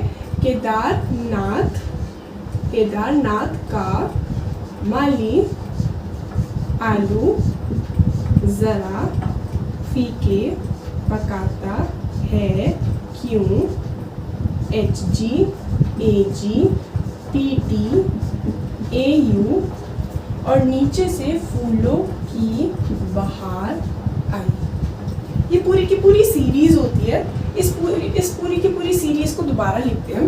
केदारनाथ का माली आलू जरा फीके पकाता है क्यों? Hg Ag Pt Au और नीचे से फूलों की बहार आई। ये हमारी पूरी की पूरी रिएक्टिविटी सीरीज है। इसमें ऊपर वाले तो बहुत रिएक्टिव है और नीचे वाले ये तो नॉन मेटल्स ही है। फ्लोरीन, क्लोरीन, ब्रोमीन, आयोडीन ये तो नॉन मेटल्स है। ये सारे के सारे नॉन मेटल्स है। ये बहुत कम रिएक्टिव मेटल्स है। ये हाइड्रोजन है तो नॉन मेटल, लेकिन ये काफी मेटल से भी ज्यादा रिएक्टिव होता है। हाइड्रोजन का तो अलग ही केस होता है ना, ये एक इलेक्ट्रॉन ले भी सकता है, एक इलेक्ट्रॉन दे भी सकता है। तो वैसे तो इसे नॉन मेटल माना जाता है, लेकिन ये मेटल जैसा भी बिहेव करता है और काफी सारे मेटल से ज्यादा रिएक्टिव होता है। ये हाइड्रोजन कॉपर से ज्यादा रिएक्टिव मेटल है, मतलब कॉपर से ज्यादा मेटलिक कैरेक्टर है इसमें। है नॉन मेटल लेकिन कॉपर से ज्यादा मेटलिक कैरेक्टर है इसमें। और ये तो है ही बहुत ज्यादा रिएक्टिव मेटल्स। सबसे ज्यादा रिएक्टिव मेटल्स ये दो हैं। पोटेशियम और सोडियम इतने ज्यादा रिएक्टिव है कि इनको स्पेसिफिकली केरोसिन ऑयल में डिप करके रखना पड़ता है। अगर इसे ऐसे नॉर्मली छोड़ दिया ना तो ये ऑक्सीजन से रिएक्ट कर लेंगे, आसपास के मॉइस्चर से रिएक्ट करेंगे और एक्सप्लोड कर जाएंगे। तो इसलिए ये बहुत ज्यादा रिएक्टिव होते हैं। हाइड्रोजन से कम रिएक्टिव वाले मेटल्स ये है और ये तो प्रॉपर नॉन मेटल्स है। ये मेटल्स का रिएक्शन विद वाटर। ऑक्सीजन से तो हमें समझ में आ गया ना, ऑक्सीजन से रिएक्ट करके मेटल का ऑक्साइड बनाता है और मेटल का ऑक्साइड बेसिक होता है जनरली, लेकिन एल्यूमिनियम का ऑक्साइड एम्फोटेरिक है, जिंक का ऑक्साइड एम्फोटेरिक है। एम्फोटेरिक मतलब एसिड से भी रिएक्ट कर पाता है, बेस से भी रिएक्ट कर पाता है। तो अब हम करेंगे रिएक्शन विद वाटर। जब ये वाटर के साथ रिएक्ट करते हैं तो ये जो शुरू के मेटल्स है ना, ये जैसे पोटेशियम हमें दिख रहा है,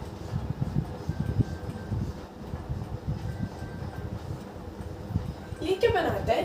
ये बनाता है हाइड्रोक्साइड। हाइड्रोक्साइड का मतलब क्या है? KOH और हाइड्रोजन गैस रिलीज कर देता है। ये शुरू के जो 3 मेटल्स हैं ये तो बनाते हैं हाइड्रोक्साइड। ये शुरू के 3 मेटल्स बनाते हैं हाइड्रोक्साइड जब ये पानी से रिएक्ट करते हैं। बाकी की ये जो है ये बनाते हैं ऑक्साइड। हाइड्रोजन के नीचे वाले वाटर से रिएक्ट ही नहीं करते, does not react with water.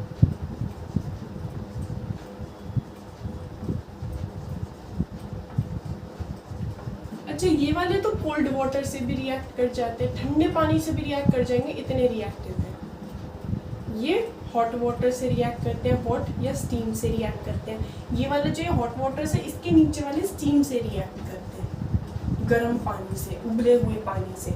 और ये तो रिएक्ट ही नहीं करते, चाहे स्टीम से क्यों ना रिएक्ट करवा दो, है ना। तो होता क्या है, ये जो शुरू के मेटल्स हैं ये तो क्या करेंगे, जैसे K+H2O है, जो K+H2O है ना, एक तो ये बहुत वायलेंटली रिएक्ट करता है और बनाता क्या है, शुरू के बनाते हैं हाइड्रोक्साइड। देखो K+H2O क्या बनाएगा, K+H2O बनाएगा KOH+H2। Na+H2O क्या बनाएगा, Na+H2O क्या बनाएगा, NaOH+H2। Ca+H2O क्या बनाएगा, CaOH2H2।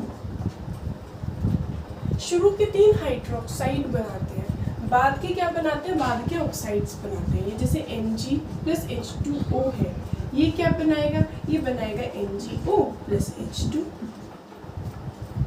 एल्यूमिनियम क्या बनाएगा भाई, एल्यूमिनियम+H2O क्या बनाएगा, Al2O3+H2। उसका ऑक्साइड बन जाएगा, H2 बाहर हो जाएगी। जिंक क्या बनाएगा, Zn+H2, ZnO+H2। ये सारे के सारे क्या बनाते हैं, ऑक्साइड्स बनाते हैं। Fe+H2O क्या बनाएगा, FeO+H2। Pb+H2O क्या बनाएगा, मतलब ये क्या बनाते हैं, ये बनाते हैं ऑक्साइड्स। और ये तो रिएक्ट ही नहीं करते, है ना।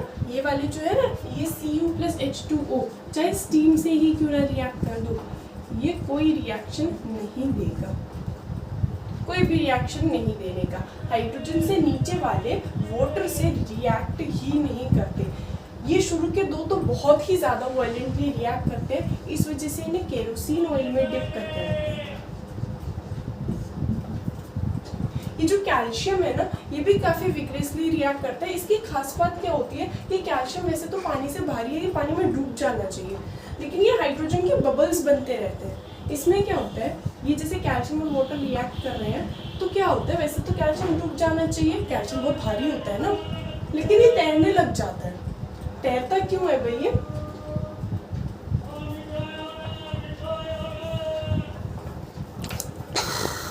तो नीचे वाले तो वाटर से रिएक्ट नहीं करते, है ना। और अगर हम कैल्शियम की बात करें, कैल्शियम जो है ना, कैल्शियम वैसे तो ये बहुत भारी है, ये पानी में डूब जाना चाहिए, लेकिन होता क्या है, ये जो कैल्शियम है ये पानी में तैर लेता है। क्यों, क्योंकि ये जो कैल्शियम है ना, कैल्शियम इसमें क्या आने लगता है, हाइड्रोजन के बबल्स आने लगते हैं, और ये हाइड्रोजन के बबल्स इसे अपथ्रस्ट प्रोवाइड करते हैं, इसको ऊपर ले आते हैं। इस वजह से कैल्शियम ऊपर वाले सरफेस पर हमें दिखने लगते हैं। और जबकि क्या होता है, जबकि कैल्शियम डूब जाना चाहिए, कैल्शियम भारी होता है, लेकिन हाइड्रोजन के बबल्स उसे अपथ्रस्ट प्रोवाइड करते हैं और वो ऊपर वाले सरफेस पर आ जाता है कैल्शियम। तो ये इसकी खास बात है ना। बाकी ये जो मैग्नीशियम है, इसकी क्या खास बात है पता है, मैग्नीशियम के 2 रिएक्शंस पॉसिबल है। मैग्नीशियम MgOH भी बनाता है, MgO भी बना सकता है। अगर मैग्नीशियम को हम कोल्ड वाटर से रिएक्ट करेंगे, कोल्ड वाटर ठंडे पानी से रिएक्ट करेंगे, तो वो बना देगा MgO। और अगर हॉट वाटर से रिएक्ट करेंगे, स्टीम से रिएक्ट करेंगे, तो वो बना देगा MgOH। ये जो मैग्नीशियम है ये दोनों बना सकता है, ऑक्साइड भी बना सकता है, हाइड्रोक्साइड भी बना सकता है। NCERT में वैसे यही गिवन है, लेकिन ये बना दोनों सकता है। अगर ये बहुत ज़्यादा स्टीम गर्म पानी से रिएक्ट करेगा तो ये क्या बना देगा, स्टीम से रिएक्ट करने पर तो MgO बना देगा। और अगर ये सिर्फ हॉट वाटर से रिएक्ट कर रहा है, स्टीम से नहीं रिएक्ट कर रहा, उससे थोड़ा ठंडे पानी से रिएक्ट कर रहा है ना, तो ये बना देगा MgOH2। ये मैग्नीशियम दोनों बना सकता है। और हाइड्रोजन के नीचे वाले तो वो लोग हाइड्रोजन से रिएक्ट नहीं कर पाते। तो भाई जब भी ये रिएक्शन करेंगे, हर केस में हमें हाइड्रोजन तो दिख ही रहा है। हाइड्रोजन गैस का हमें क्या दिखेगा, हाइड्रोजन गैस का एफोवेसेंस दिखेगा, है ना। हाइड्रोजन गैस के बबल्स हमें दिखने लगेंगे, हाइड्रोजन गैस के बबल्स दिखेंगे, ठीक है। तो ये इनकी खास बात होती है हाइड्रोजन गैस की एफोवेसेंस। अच्छा, ये जो हमने सीरीज पढ़ी है इसकी काफ़ी ज़्यादा इंपॉर्टेंस है, इसको हम सीखेंगे डिस्प्लेसमेंट रिएक्शन में भी। हमने डिस्प्लेसमेंट रिएक्शन केमिस्ट्री के फर्स्ट चैप्टर में करा था। डिस्प्लेसमेंट रिएक्शन में क्या होता है, हायर रिएक्टिव मेटल ना लोअर रिएक्टिव मेटल को उसके सॉल्ट सोल्यूशन से हटा देता है। मतलब कि एक हायर रिएक्टिव मेटल था, एक लोअर रिएक्टिव मेटल था जो अपने सॉल्ट सोल्यूशन के साथ बैठा था। तो जो हायर रिएक्टिव मेटल होता है वो लोअर रिएक्टिव मेटल को उसके सॉल्ट सोल्यूशन से हटा देता है और उसे बिल्कुल अकेला कर देता है। जैसे कि एग्जाम्पल ले लेते हैं, एग्जाम्पल है Fe+CuSO4 क्या बनाएगा, ये जो हायर रिएक्टिव मेटल है ये लोअर रिएक्टिव मेटल कॉपर को उसके सॉल्ट सोल्यूशन से हटा देगा, क्या बनाएगा, FeSO4 बना देगा और Cu को अकेला कर देगा। इसमें CuSO4 वैसे ब्लू कलर का होता है और जबकि ये जो FeSO4 है ये ग्रीन कलर का होता है। ठीक है, तो ये डिस्प्लेसमेंट रिएक्शन में भी हमें समझ में आ जाएगा क्योंकि जो ऊपर है वो ज़्यादा रिएक्टिव है, तो जो ऊपर वाला है ना, ऊपर वाला वो नीचे वाले मेटल को उसके सॉल्ट सोल्यूशन से हटा सकता है, लेकिन कभी भी नीचे वाला ऊपर वाले को उसके सॉल्ट सोल्यूशन से नहीं हटा पाएगा। जैसे कि अगर हम करें कॉपर प्लस ZnSO4, हमें पता है कॉपर तो कम रिएक्टिव है, देखा जाए तो कॉपर जिंक से कम रिएक्टिव है, नीचे आ रहा है ना, और अगर कॉपर जिंक से कम रिएक्टिव है तो फिर वो उसे डिस्प्लेस नहीं कर पाएगा और ये नो रिएक्शन, इसमें कोई रिएक्शन ही नहीं होने का है ना। तो डिस्प्लेसमेंट रिएक्शन जिससे हम समझ सकते हैं कि जो ज़्यादा ऊपर है वो ज़्यादा रिएक्टिव है और जो ज़्यादा रिएक्टिव है वो कम रिएक्टिव को उसके सॉल्ट सोल्यूशन से डिस्प्लेस कर पाएगा, उसके सॉल्ट सोल्यूशन से डिस्प्लेस कर पाएगा। पता है हमने शुरू में ही डिस्कस करा था कि जो मेटल्स होते हैं, मेटल्स ये क्या होते हैं, ये होते हैं इलेक्ट्रॉन डोनर्स, इलेक्ट्रॉन को डोनेट कर देते हैं, इलेक्ट्रॉन को डोनेट करके खुद को केटायन बना देते हैं, खुद को केटायन बनाते हैं तो खुद को ऑक्सीडाइज करते हैं, खुद को ऑक्सीडाइज करते हैं तो रिड्यूसिंग एजेंट्स होते हैं ये मेटल्स। जबकि नॉन मेटल्स क्या होते हैं, नॉन मेटल्स इलेक्ट्रॉन एक्सेप्टर्स होते हैं। तो पता है जब ये मेटल्स और नॉन मेटल्स आपस में इंटरैक्ट करेंगे तो मेटल की टेंडेंसी है कि वो इलेक्ट्रॉन छोड़ दे, नॉन मेटल की टेंडेंसी है कि वो इलेक्ट्रॉन एक्सेप्ट कर ले, इनके बीच में आयनिक बॉन्ड बन जाएगा। हम दो टाइप के बॉन्ड्स तब डिस्कस करने वाले हैं, एक हमारा होता है आयनिक बॉन्ड और एक होता है कोवलेंट बॉन्ड। आयनिक बॉन्ड क्या होता है, आयनिक बॉन्ड होता है इलेक्ट्रॉन के ट्रांसफर की वजह से, इलेक्ट्रॉन के ट्रांसफर की वजह से, मतलब एक इलेक्ट्रॉन देने वाला होना चाहिए, एक इलेक्ट्रॉन एक्सेप्ट करने वाला होना चाहिए। जबकि कोवलेंट बॉन्ड क्या होता है, शेयरिंग की वजह से। इसमें क्या होता है, दोनों की सेम टेंडेंसी होती है, दोनों की सेम टेंडेंसी होती है, मतलब दोनों ही नॉन मेटल्स हैं, दोनों ही इलेक्ट्रॉन को लेना चाहते हैं, तो दोनों ही इलेक्ट्रॉन को लेना चाहते हैं तो वो फिर इलेक्ट्रॉन को शेयर करेंगे। जबकि इसमें क्या होता है, इसमें इलेक्ट्रॉन का ट्रांसफर होता है। एक एग्जाम्पल ले लेते हैं, जैसे हमारा होता है NaCl, Cl के पास हमें पता है 7 इलेक्ट्रॉन, सोडियम के पास 1 इलेक्ट्रॉन, लेकिन इसके पास ना इसके अंदर 2 और 8 भी है और एक ये 1 इलेक्ट्रॉन है, तो ये इस इलेक्ट्रॉन को लूज करना चाहता है, ये इस इलेक्ट्रॉन को लूज कर देगा, खुद तो बन जाएगा Na+Cl की भी कॉन्फ़िगरेशन पूरी हो जाएगी। ये हमारा आयनिक बॉन्ड है। कोवलेंट में क्या होता है, कोवलेंट में जैसे है एग्जांपल HCl, हाइड्रोजन के पास होता है 1, क्लोरीन के पास होते हैं 7 इलेक्ट्रॉन्स, तो ये क्या करता है, ये अपना इलेक्ट्रॉन देना नहीं चाहता, नहीं तो इसके पास तो कुछ भी नहीं बचेगा, इसके पास तो एक ही इलेक्ट्रॉन है, अंदर कोई, इसके अंदर वाले शेल में कोई इलेक्ट्रॉन्स नहीं है, तो ये क्या करना चाहता है, ये अपना ड्यूप्लेट बनाना चाहता है, ये चाहता है कि इसके पास अगर एक ही शेल है तो उसमें एटलीस्ट 2 इलेक्ट्रॉन्स हो, जिससे ये ड्यूप्लेट वाली कॉन्फ़िगरेशन करके ये हीलियम जैसा बन जाए, स्टेबल कॉन्फ़िगरेशन इसके पास आ जाए। तो ये भी एक इलेक्ट्रॉन लेना चाहता है, ये भी एक इलेक्ट्रॉन लेना चाहता है, ये क्या करेंगे, ये इलेक्ट्रॉन्स को शेयर करेंगे, मतलब ये दोनों इलेक्ट्रॉन्स इसके भी माने जाएंगे, ये दोनों इलेक्ट्रॉन्स इसके भी माने जाएंगे, है ना। इसको हम कहते हैं शेयरिंग। इन्होंने क्या कर दिया, शेयरिंग कर दी। शेयरिंग करने का मतलब क्या होता है, शेयरिंग करने का ये मतलब होता है कि भाई ये हाइड्रोजन था, ये क्लोरीन था, है ना, हाइड्रोजन भी इलेक्ट्रॉन लेना चाहता था, क्लोरीन भी लेना चाहता था, इन्होंने क्या करा, इन्होंने जितने जितने इलेक्ट्रॉन्स ये चाहते थे ना वो बीच में रख दिए, और ये जो ये बीच में इलेक्ट्रॉन रखे हैं ना, ये इसके भी माने जाएंगे और ये इसके भी माने जाएंगे। इन्होंने क्या कर लिया, शेयरिंग कर लिया, इन्होंने शेयरिंग करा।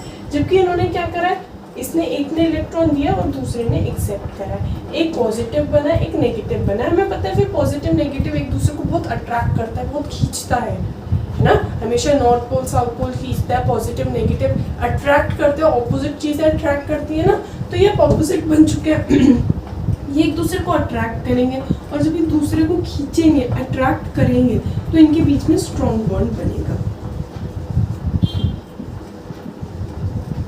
जबकि इसमें क्या होगा, दोनों का नेचर सेम है, दोनों एक जैसे हैं, तो एक दूसरे को अट्रैक्ट नहीं करने के, तो इतना ज्यादा स्ट्रॉन्ग नहीं बनेगा, है ना। इसमें इतना ज्यादा स्ट्रॉन्ग नहीं बनता। वीकर बॉन्ड कंपेयर टू आयनिक, है ना, वीकर होता है आयनिक के कंपैरिजन में, वीकर देन आयनिक।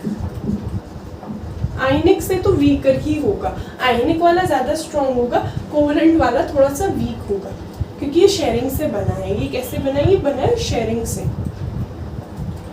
जैसे इसमें एक और एग्जांपल ले लेते हैं, MgCl2। मैग्नीशियम के पास 2 इलेक्ट्रॉन थे, क्लोरीन के पास 7 थे। एक इलेक्ट्रॉन यहाँ, एक इलेक्ट्रॉन यहाँ। इनने दोनों इलेक्ट्रॉन डोनेट कर दिए, इस क्लोरीन को, एक इस क्लोरीन को। इसका ऑक्टेट कंप्लीट, इसका ऑक्टेट कंप्लीट। ये मैग्नीशियम Mg2+ की फॉर्म में रह जाएगा। इसके पास क्या थे, इसके पास 2H2 इलेक्ट्रॉन्स थे, तो इसके लास्ट के 2 इलेक्ट्रॉन्स इधर उधर हो गए और इसने भी स्टेबिलिटी गेन कर ली। ये 2 इलेक्ट्रॉन लूज करना चाहता था, ये 2 क्लोरीन एक एक इलेक्ट्रॉन एक्सेप्ट करना चाहते थे। तो Mg ने तो 2 इलेक्ट्रॉन लूज करे तो 2+ बन गया।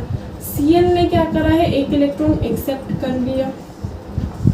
और ऐसे क्या थे, ऐसे 2 क्लोरीन थे और दोनों ने इलेक्ट्रॉन को एक्सेप्ट करा है। तो इस तरीके से इनके बीच में इंटरेक्शन हुआ है। जबकि अगर हम Cl2 को देखें, Cl2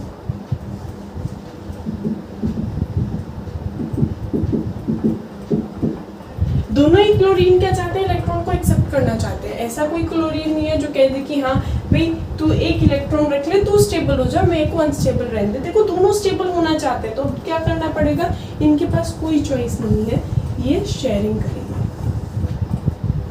ठीक है भाई, तो ये जो इलेक्ट्रॉन की ट्रांसफर से होता है, एक इलेक्ट्रॉन देने वाले और एक इलेक्ट्रॉन लेने वाले के बीच में होता है। तो ये हमेशा किस किस के बीच में होता है, कि मेटल और नॉन मेटल के बीच में होता है। जबकि कोवलेंट क्या होता है, कोवलेंट नॉन मेटल के बीच में होता है, दोनों नॉन मेटल्स होने चाहिए।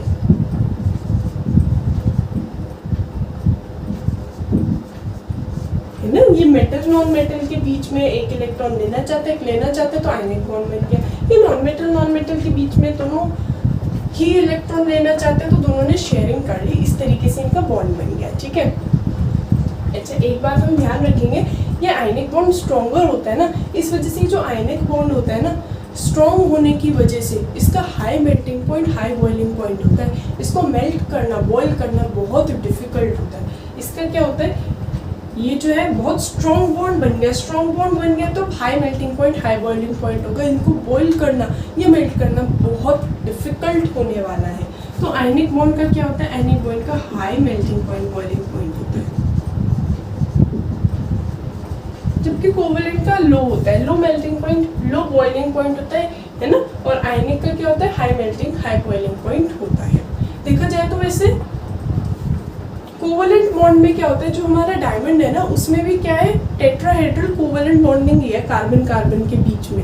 लेकिन वो क्या है, उसका high melting point, high boiling point है, वो एक एक्सेप्शन में आ जाएगा। डायमंड तो है ही एक्सेप्शन, बाकी जनरली कोवलेंट बॉन्ड क्या होते हैं, उनके low melting point, low boiling point होते हैं। इसका high melting point, high boiling point होता है। आयनिक बॉन्ड पता है पानी में जाकर, वैसे तो इसे तोड़ना बहुत डिफिकल्ट है, लेकिन पानी में क्या होता है, जैसे ये NaCl है और ये H2O है। H2O हमें पता है H+ में अलग और OH- में अलग टूट सकता है। तो ये क्या करेगा, ये इसके Cl- को अपनी तरफ खींचने लगेगा, प्लस है ना, तो इसके क्लोरीन को खींचने लगेगा, क्योंकि क्लोरीन Cl- होता है। और OH- इसके Na+ को खींचने लगेगा, ये इसको खींचने लगेगा, ये इसको खींचने लगेगा। इसकी वजह से ये NaCl अलग अलग हो जाएंगे। इसकी वजह से क्या होगा, ये जो NaCl है ये अलग अलग हो जाएंगे। तो पानी में जाते ही, वैसे तो ये NaCl काफ़ी स्ट्रॉन्ग बॉन्ड है, लेकिन पानी में जाते ही टूट जाता है। Na+ अलग, Cl- अलग हो जाता है। और जब Na+ Cl- अलग हो जाता है, पॉजिटिव और नेगेटिव आयंस बन जाते हैं पानी में, तो हमें पता है इलेक्ट्रिसिटी चार्ज स्पीशीज की वजह से कंडक्ट होती है। तो ये जो NaCl है ना, ये पानी में जाकर गुड कंडक्टर ऑफ इलेक्ट्रिसिटी बन जाता है। NaCl को पानी में डालोगे तो इसका Na+ अलग हो जाएगा, Cl- अलग हो जाएगा, और फिर ये इलेक्ट्रिसिटी को कंडक्ट कर पाएंगे। सॉलिड स्टेट में NaCl गुड कंडक्टर नहीं होता, क्यों नहीं होता सॉलिड स्टेट में NaCl गुड कंडक्टर? क्योंकि सॉलिड स्टेट में Na+ और Cl- एक दूसरे को बिल्कुल अट्रैक्ट करे हुए हैं, फ्री आयंस नहीं है, आयंस है लेकिन फ्री नहीं है, उन्होंने एक दूसरे को अट्रैक्ट कर रखा है, तो वो मतलब डीलोकलाइज नहीं हो पा रहे, अलग अलग नहीं हो पा रहे, चार्ज को कैरी नहीं कर पा रहे, तो इस वजह से जो सॉलिड NaCl होता है वो अच्छा कंडक्टर नहीं होता। लेकिन जैसे वो लिक्विड में जाता है, पानी में जाता है, तो वो टूट जाता है आयंस में, और ये जो आयंस होते हैं फिर ये गुड कंडक्टर्स ऑफ इलेक्ट्रिसिटी बन जाते हैं। ये जो Na+ आयन है, Cl- आयन है, फिर ये इलेक्ट्रिसिटी को कंडक्ट करने लगता है ना। और ये मोल्टन स्टेट में भी जब हम इसको इतना पिघलाएंगे, इतना गर्म करेंगे, वैसे तो NaCl का बहुत high melting point, high boiling point होता है, लेकिन अगर हम इसे बहुत ज़्यादा गर्म कर दें तो गर्म करने की वजह से क्या होगा, इनके बीच में बॉन्ड वीक हो जाएगा, और जब इनके बीच में बॉन्ड वीक हो जाएगा, जब इनका बॉन्ड जो है वो काफ़ी वीक हो जाएगा ना, तो फिर से वो Na+ Cl- अलग हो जाएंगे और फिर वो इलेक्ट्रिसिटी को कंडक्ट करने लगेंगे। ठीक है, तो वैसे तो NaCl क्या होता है, सॉलिड स्टेट में बैड कंडक्टर है, लेकिन जैसे उसे पानी में डालोगे तो Na+ Cl- अलग हो जाएगा, फिर वो गुड कंडक्टर बन जाएगा। लेकिन और अगर हम इसे इतना हीट कर दें कि मोल्टन स्टेट में आ जाए तो भी एक गुड कंडक्टर बन जाएगा, क्योंकि हमने इसे इतना हीट करा कि इनके बीच में बॉन्ड ही टूट गया। ठीक है, तो ये दो स्टेट में, ये जो आयनिक बॉन्ड है ये दो स्टेट में इलेक्ट्रिसिटी कंडक्ट कर सकता है, दो स्टेट में, या तो ये हो मोल्टन स्टेट, इतना गर्म करा कि ये पिघल गया, या ये हो एक्वस स्टेट, मतलब हमने इसे पानी में डाला है। कोवेलेंट बॉन्ड हमेशा ही बैड कंडक्टर होता है, चाहे कुछ भी कर लो, हमेशा बैड कंडक्टर, ये हमेशा ही बैड कंडक्टर रहता है। तो ये हमारे आयनिक बॉन्ड और कोवेलेंट बॉन्डिंग में डिफरेंस है। Ionic bond metal non metal के बीच में बनता है, इलेक्ट्रॉन के ट्रांसफर से बनता है, स्ट्रॉन्ग बॉन्ड बनता है, high melting point, high boiling point होता है। कोवेलेंट बॉन्ड शेयरिंग से बनता है, दो सेम स्पीशीज के बीच में बनता है, low melting point, low boiling point होता है, और भाई बैड कंडक्टर होता है इलेक्ट्रिसिटी का। चलो भाई, अब हम इन मेटल्स को एक्सट्रैक्ट करना सीखेंगे, मतलब इन मेटल्स को निकालना सीखेंगे। हमें पता है ये मेटल्स कहाँ पाए जाते हैं, ये मेटल्स पत्थरों में पाए जाते हैं, और जिन पत्थरों में ये पाए जाते हैं उनको हम मिनरल्स कहते हैं।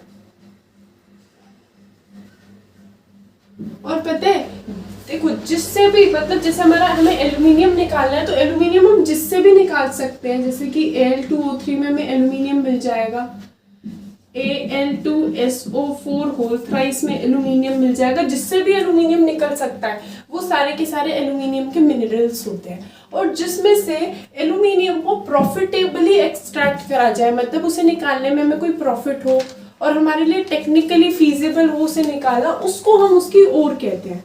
तो ओर और मिनरल में क्या फर्क होता है, ओर तो वो सारे ही पत्थर है जिसमें हमें एल्यूमिनियम मिल जाएगा, लेकिन और वो पत्थर होता है जिसमें से निकालने में हमारा कोई फायदा हो, जैसे कि एल्यूमिनियम की मेन ओर होती है बॉक्साइट, जिसका फॉर्मूला होता है Al2O3.2H2O।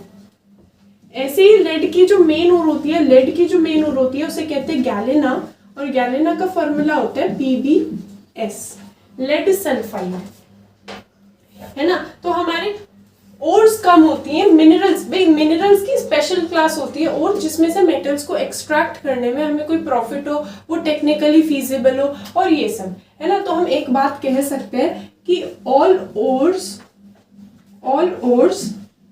Are minerals but all minerals are not ores। तो ये वाली बात होती है कि सारी की सारी ओर्स तो मिनरल्स है, लेकिन सारी की सारी जो मिनरल्स होती हैं वो ओर्स नहीं होती, क्योंकि ओर्स एक स्पेशल क्लास है जिसमें से हम उस मेटल को प्रॉफिटेबली एक्सट्रैक्ट कर सकते हैं। हमारे मेटल्स की ना 3 मेन क्लासेस होती हैं। एक तो वेरी हाईली रिएक्टिव, जब हमने रिएक्टिविटी सीरीज पढ़ी थी तो उसके जो टॉप के 3 एलिमेंट्स थे, पोटेशियम, सोडियम, कैल्शियम, वो तो हाईली रिएक्टिव में आते हैं, बहुत ज्यादा रिएक्टिव। एक होते हैं मॉडरेट रिएक्टिव और एक होते हैं लेस रिएक्टिव, लो रिएक्टिविटी, जो बहुत नीचे एग्जिस्ट करते हैं। तो 3 टाइप के 3 क्लासेस है मेटल्स के, हाईली रिएक्टिव, मॉडरेट और लो। तो भाई अब हम इन मेटल्स को एक्सट्रैक्ट करेंगे इनकी ओर्स से। कैसे एक्सट्रैक्ट करेंगे, देखो पहले तुम जान लेते हैं जो हाईली रिएक्टिव मेटल्स होते हैं ना, हाईली रिएक्टिव मेटल्स ये किस फॉर्म में एग्जिस्ट करते हैं, ये एग्जिस्ट करते हैं Na जैसे बहुत रिएक्टिव है ना सोडियम, ये NaCl, KCl, ये कैसे एग्जिस्ट करते हैं? Proper ionic compound halide, fluoride, chloride इनके साथ एग्जिस्ट करते हैं। एल्यूमिनियम भी काफ़ी रिएक्टिव है, वो Al2O3 की फॉर्म में एग्जिस्ट करता है। जो मॉडरेट रिएक्टिव होते हैं, मॉडरेट बीच वाले, ये मॉडरेट रिएक्टिव कैसे एग्जिस्ट करते हैं? ये ज़्यादातर सल्फाइड और इस पे हमें फोकस करना है, या फिर कार्बोनेट और इसकी प्रेजेंस में एग्जिस्ट, इसकी फॉर्म में एग्जिस्ट करता है। जो लेस रिएक्टिव होता है, लेस रिएक्टिव, वो ज़्यादातर सल्फाइड की फॉर्म में एग्जिस्ट करता है, या फिर अपनी नेटिव स्टेट में। नेटिव स्टेट का मतलब क्या होता है? अकेले, बिना किसी के साथ। जैसे गोल्ड और सिल्वर होते हैं, गोल्ड और सिल्वर अकेले पाए जाते हैं मिट्टी में, तो हमें उससे अलग करने की ज़रूरत नहीं है किसी चीज़ के साथ, बस हम क्या करते हैं, फिर हम उसकी रिफाइनिंग कर लेते हैं, है ना। तो जो बहुत ज़्यादा रिएक्टिव है, अब जैसे ये NaCl है, तो इसमें से हमें सोडियम को निकालना है, तो उसको हम कहेंगे आइसोलेशन, ठीक है। मॉडरेट रिएक्टिव में सल्फाइड या कार्बोनेट की फॉर्म में एग्जिस्ट करता है। जैसे कि हम ले लेते हैं एग्जाम्पल जिंक सल्फाइड या जिंक कार्बोनेट। अगर ये हमारी ओर्स हैं तो हमें इसमें से जिंक को बाहर निकालना है। लेस रिएक्टिव में हम ले लेते हैं कॉपर सल्फाइड, है ना, या फिर लेड सल्फाइड, या गोल्ड और सिल्वर, वो तो है ही अकेले, तो उनको अलग करने की जरूरत है ही नहीं, है ना। तो अब ये जो है, अब हम क्या करेंगे, ये हमारी सल्फाइड और है, कार्बोनेट और है। ये जो हमारे लेस रिएक्टिव मेटल्स होते हैं, सल्फाइड की फॉर्म में एग्जिस्ट करते हैं या नेटिव स्टेट में। नेटिव स्टेट मतलब अकेले, अकेले तो हमें कोई टेंशन ही नहीं है। जैसे गोल्ड है, गोल्ड अगर अकेला हो, गोल्ड अगर अकेला हो तो बस हमें उसे फिर मिट्टी वगैरह से अलग करना पड़ेगा। और ये जो देखो, ये क्योंकि अर्थ क्रस्ट पे ही पाए जाते हैं, तो इस कुछ इम्प्योरिटीज होंगी। इम्प्योरिटीज किस फॉर्म में होंगी भाई? ये आसपास, पत्थरों के आसपास ही तो पाए जाते हैं। ओर्स क्या होते हैं? ये सब अर्थ पार्टिकल्स से निकलते हैं। तो जो ये इम्प्योरिटीज होंगी ना इसके आसपास, impurities in the form of mud, sand और अदर अर्दी पार्टिकल्स, उसको हम क्या कहते हैं? उसको हम कहते हैं गैंग पार्टिकल्स।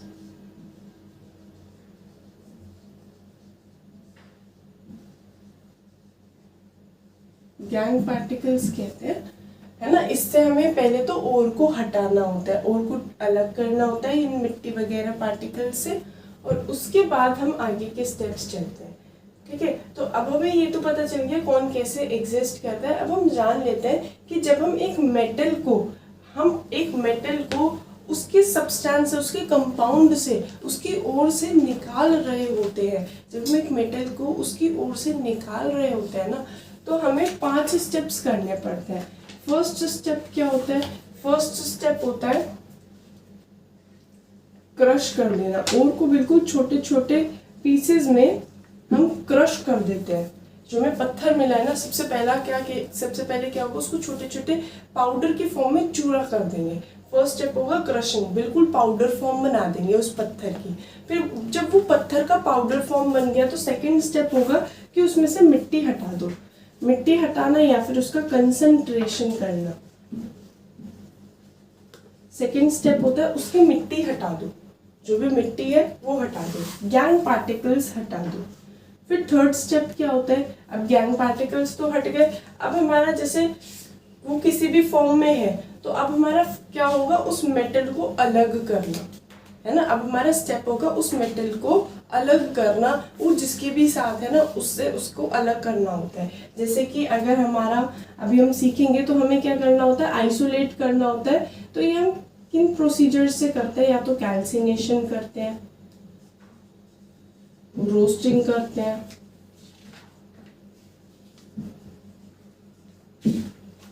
ठीक है। कैल्सिनेशन और रोस्टिंग करने के बाद हम क्या करते हैं, कैल्सिनेशन और रोस्टिंग अभी हम सीखेंगे, तो इनके बाद हमें ऑक्साइड और बचती है सिर्फ, उनका हमको क्या करना पड़ता है, उनका हमें करना पड़ता है रिडक्शन।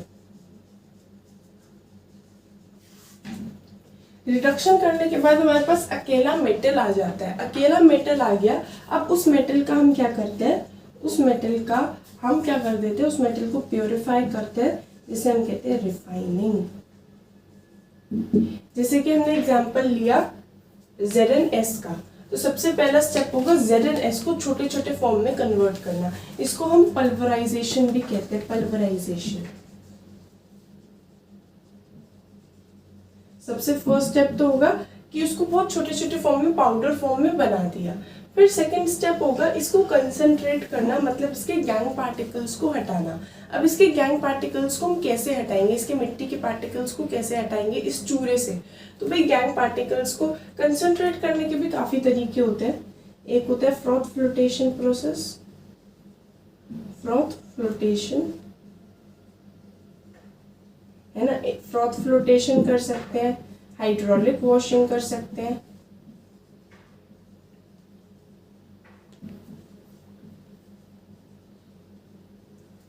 या मैग्नेटिक सेपरेशन भी कर सकते हैं।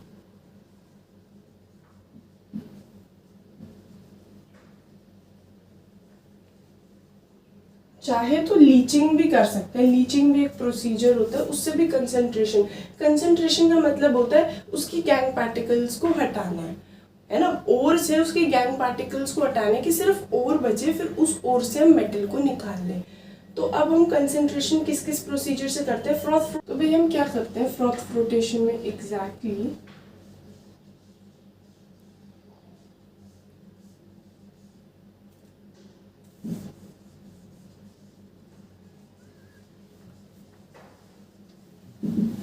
एक बीकर लेते हैं। इस बीकर में दो चीजें होंगी, एक तो होगी पाइन ऑयल और दूसरा होगा वाटर। ये दोनों इसी में मिक्स कर देंगे, फिर हम इसमें ओर डालेंगे। तो जैसे ही ओर डालेंगे तो क्या होगा, ओ से ऑयल, ओ से ओर, इसमें तो ओर मिक्स हो जाएगी, और वाटर में कौन मिक्स हो जाएगा, वाटर में मिक्स हो जाएंगे गैंग पार्टिकल्स। इसकी मिट्टी गैंग पार्टिकल्स जो है वो इसमें मिक्स हो जाएंगे। फिर हम क्या करेंगे, फिर हम इसमें स्टीयरर डालेंगे, ठीक है, ऐसे करके कुछ स्टीयरर घुमाने के लिए डाल देंगे, और फिर हम उसे ऐसे रोटेट करते रहेंगे। तो जैसे ही हम रोटेट करेंगे ना, हम क्या देखेंगे, जो पाइन ऑयल है इसकी झाग बनने लगेगी। पाइन ऑयल में और पार्टिकल्स भी है और उसकी झाग बनेगी, और वो झाग ऊपर ऊपर आ जाएगी। फिर हम उस झाग को क्या कर देंगे, स्किम ऑफ कर लेंगे उस तरीके से, और पानी अब जो रह जाएगा वो रह जाएगा सिर्फ पानी में गैंग पार्टिकल्स। तो हमने करा क्या, इसको गोल गोल घुमाया। तो जैसे ही हम इसे स्टीयर कर रहे थे, ऐसे करके गोल गोल घुमा रहे थे इसको, तो क्या हुआ, ऊपर ऊपर तो क्या आ गए, ऊपर ऊपर यहाँ हमारी झाग बन गई, नीचे वाटर और इम्प्योरिटीज रह गई, ठीक है। तो ये फिर हम इस झाग को स्किम ऑफ कर लेते हैं, बाहर निकाल लेते हैं, और इसी में हमारा और पार्टिकल भी होता है। तो ये तो हम सल्फाइड ओर को करते हैं, हमारी मिट्टी यहीं पे रह गई और हमने ओर को अलग कर लिया। इसको हम कहते हैं फ्रॉथ फ्लोटेशन मेथड, ठीक है। फ्रॉथ फ्लोटेशन के अलावा और हम क्या कर सकते हैं, फ्रॉथ फ्लोटेशन के अलावा हम कर सकते हैं मैग्नेटिक सेपरेशन। लेकिन मैग्नेटिक सेपरेशन सिर्फ किसका पॉसिबल है, मैग्नेटिक सेपरेशन सिर्फ पॉसिबल है आयरन की ओर का,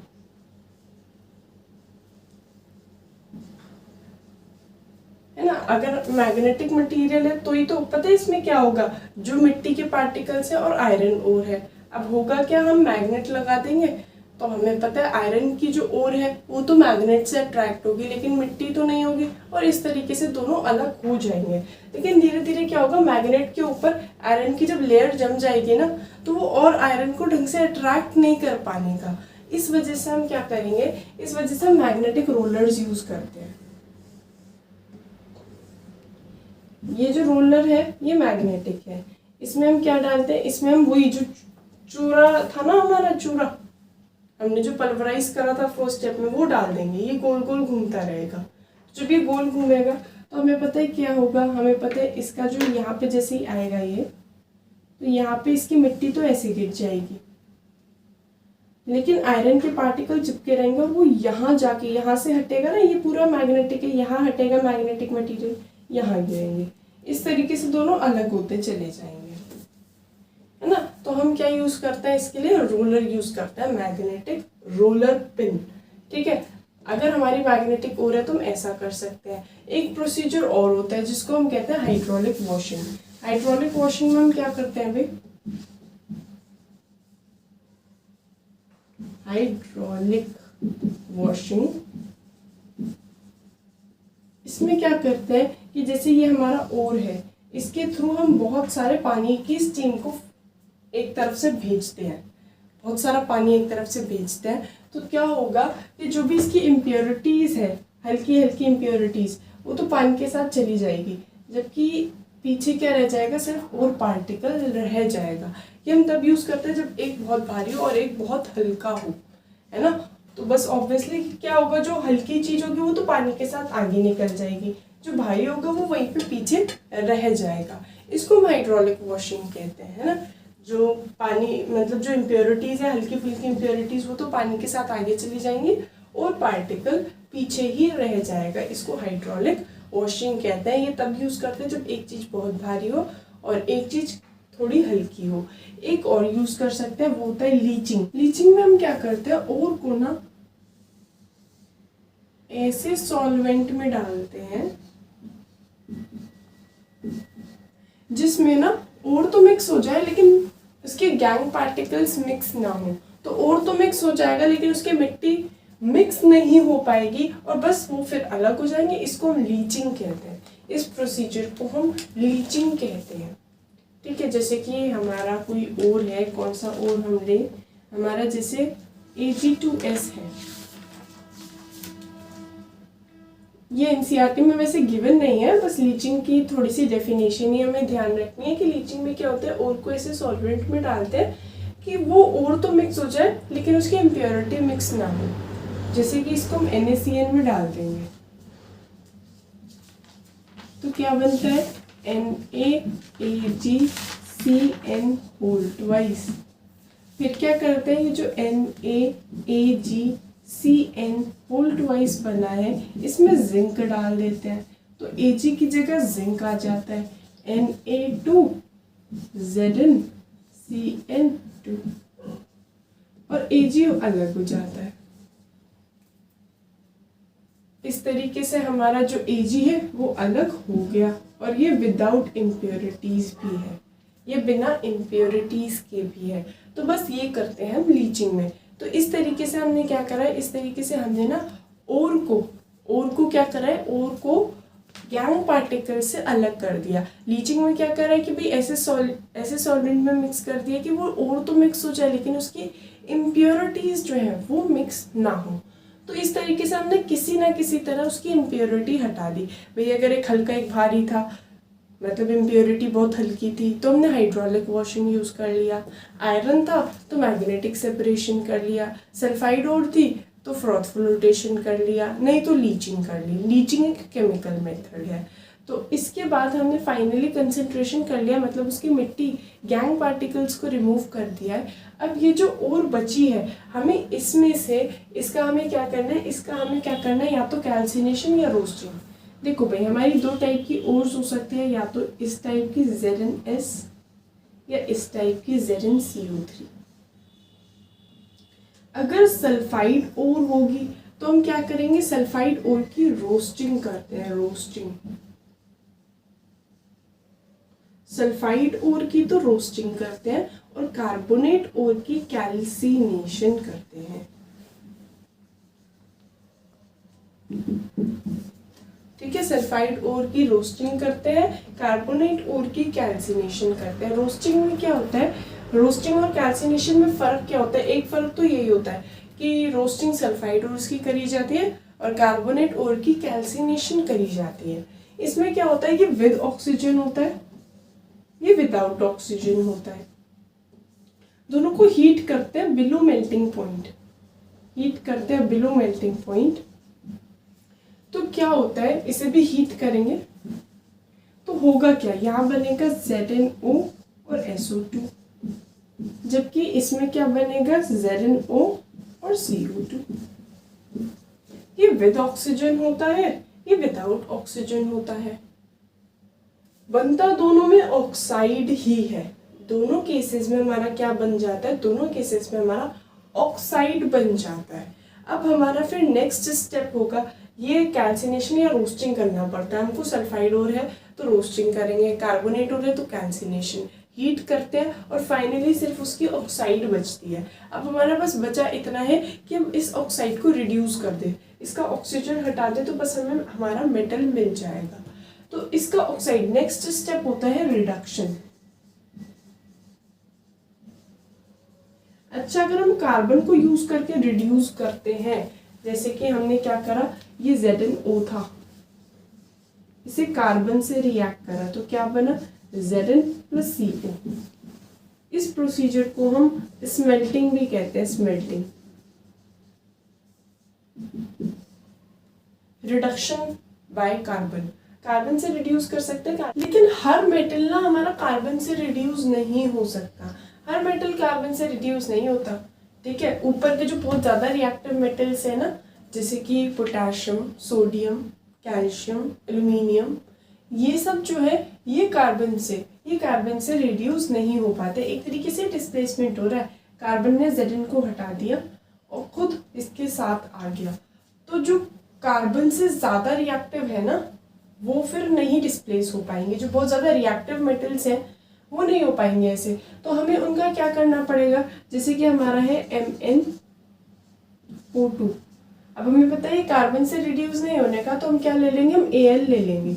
Al इससे भी ज्यादा रिएक्टिव मेटल है, तो Al क्या करेगा, Mn को डिस्प्लेस कर देगा। एल्यूमिनियम की तो ऑक्साइड बन जाएगी और Mn अकेला हो जाएगा।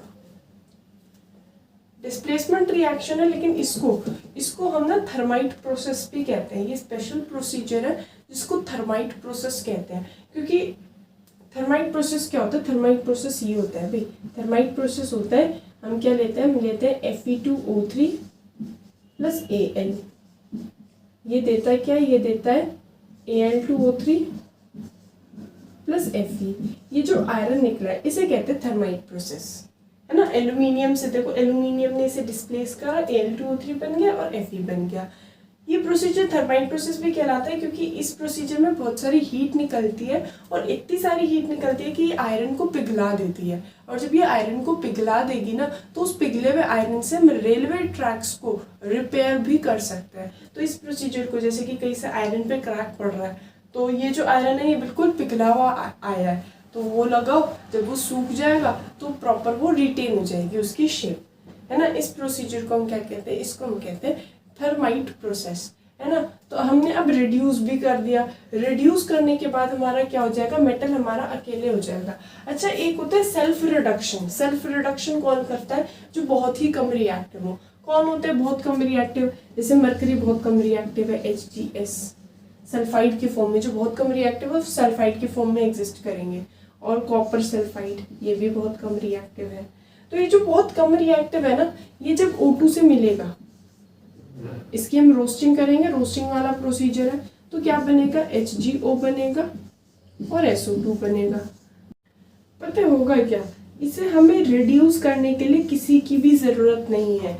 ऐसा नहीं जरूरत पड़ेगी कि हमें HgO को रिड्यूस करने के लिए कुछ और डालना पड़े, ये अपना सेल्फ रिडक्शन करता है। कैसे, ये जो बचा कुचा HgS है ना,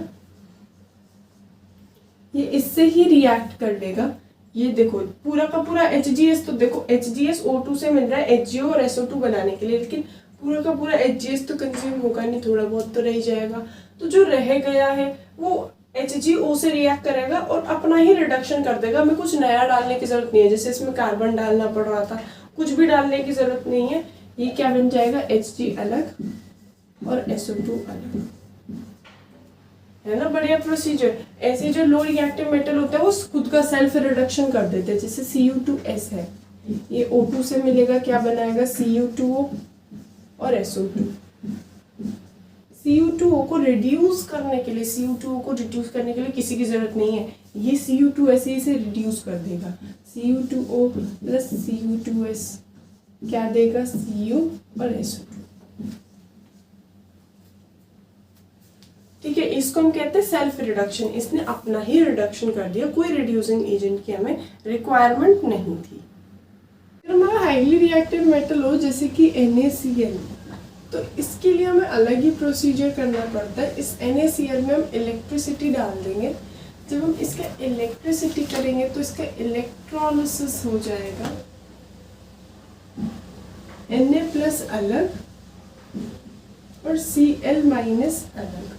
फिर क्या होगा, ये जो कैथोड है ना, कैथोड, दो इलेक्ट्रोड्स होंगी हमारी, कैथोड और एक होगी एनोड। कैथोड पे कैटायन जमा होता है, एनोड पे एनायन जमा होता है। कैथोड पे रिडक्शन होता है, एनोड पे ऑक्सीडेशन होता है। ठीक है, Na+ एक इलेक्ट्रॉन लेने के बाद Na बन जाएगा, Cl- एक इलेक्ट्रॉन छोड़ने के बाद Cl बन जाएगा। तो बस इसी तरीके से कैथोड पे हमें सोडियम मिल जाता है। हाईली रिएक्टिव मेटल का हमें क्या करना पड़ता है, इलेक्ट्रोलिसिस, और हमें कैथोड पर हमें मेटल मिल जाता है। तो रिफाइनिंग में क्या करते हैं, रिफाइनिंग वैसे होता क्या है, जो हमें अकेला मेटल मिला है उसे प्योरीफाई करने का प्रोसेस, ये मेटल को प्योरीफाई करने का प्रोसीजर होता है। इसमें हम करते क्या है, जैसे कि हमारे पास है सिल्वर, ठीक है, तो हम क्या लेंगे, सिल्वर में हम क्या लेंगे, हम क्या करेंगे, दो इलेक्ट्रोड्स ले लेंगे।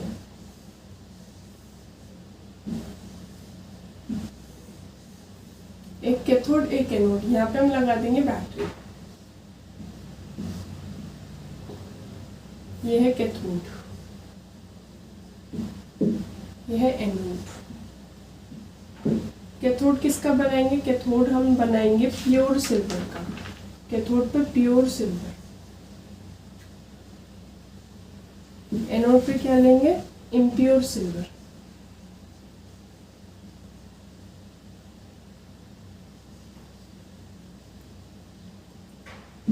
फिर क्या करेंगे, फिर हम इलेक्ट्रिसिटी पास करेंगे।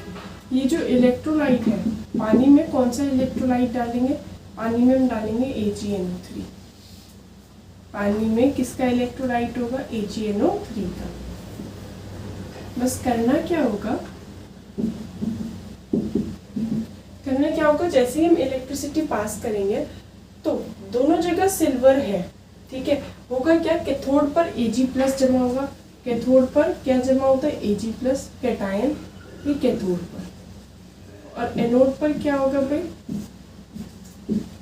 एनोड पर Ag जमा होगा। कैथोड पर ये जो Ag+ है, ये एक इलेक्ट्रॉन एक्सेप्ट करने के बाद Ag बन जाएगा।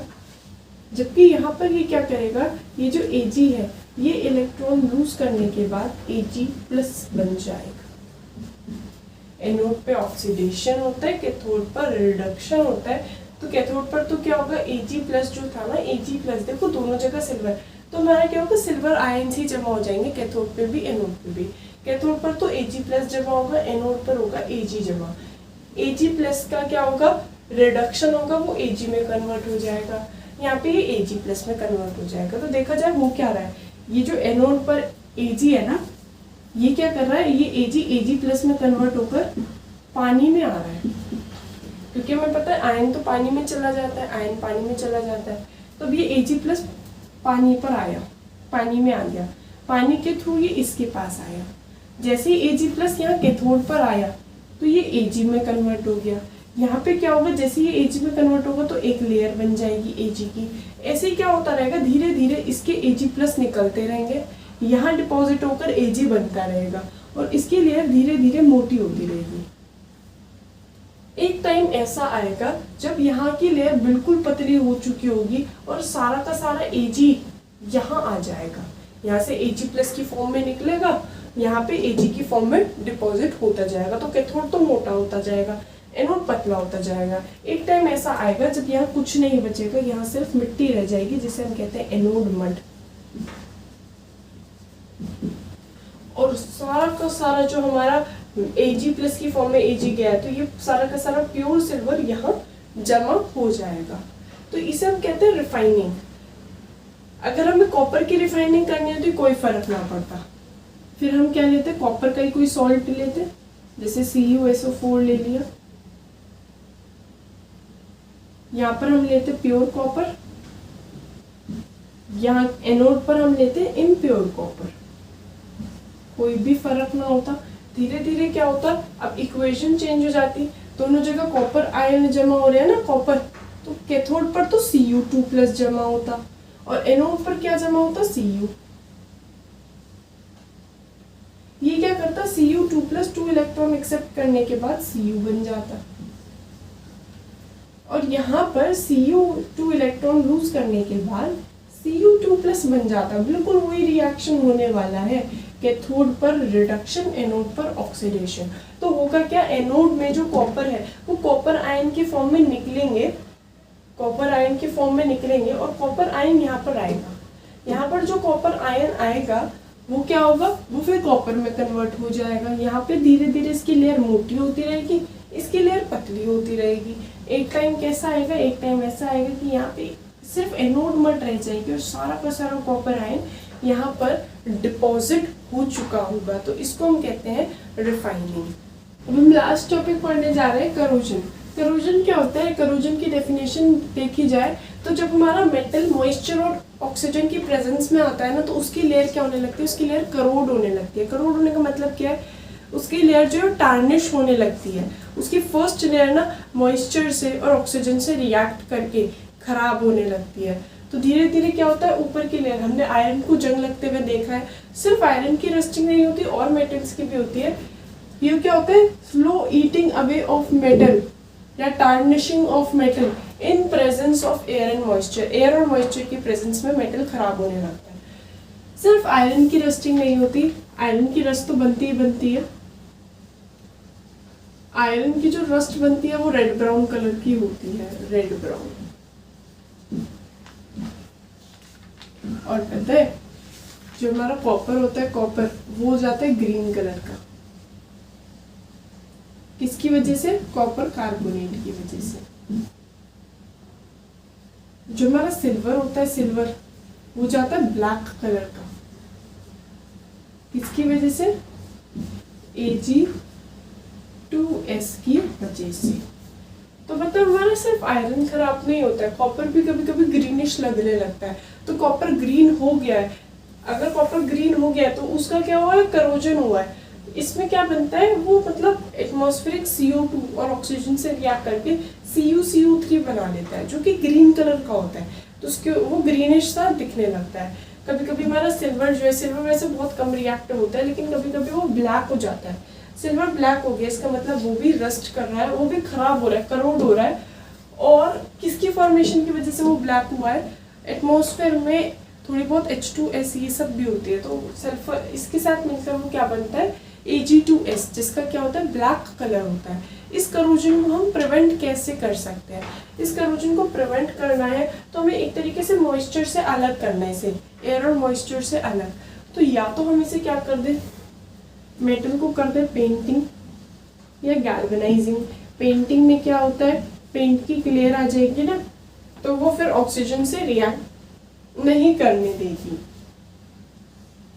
पेंटिंग या ग्रीजिंग भी कर सकते हैं। एक होता है गैल्वेनाइजेशन। गैल्वेनाइजेशन में हम क्या करते हैं भाई,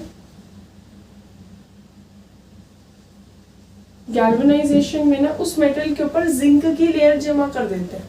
जिंक क्या करता है, सैक्रिफिशियल प्रोटेक्शन प्रोवाइड करता है। जैसे ये मेटल है, इसके ऊपर क्या करेंगे, जिंक की लेयर जमा कर देंगे।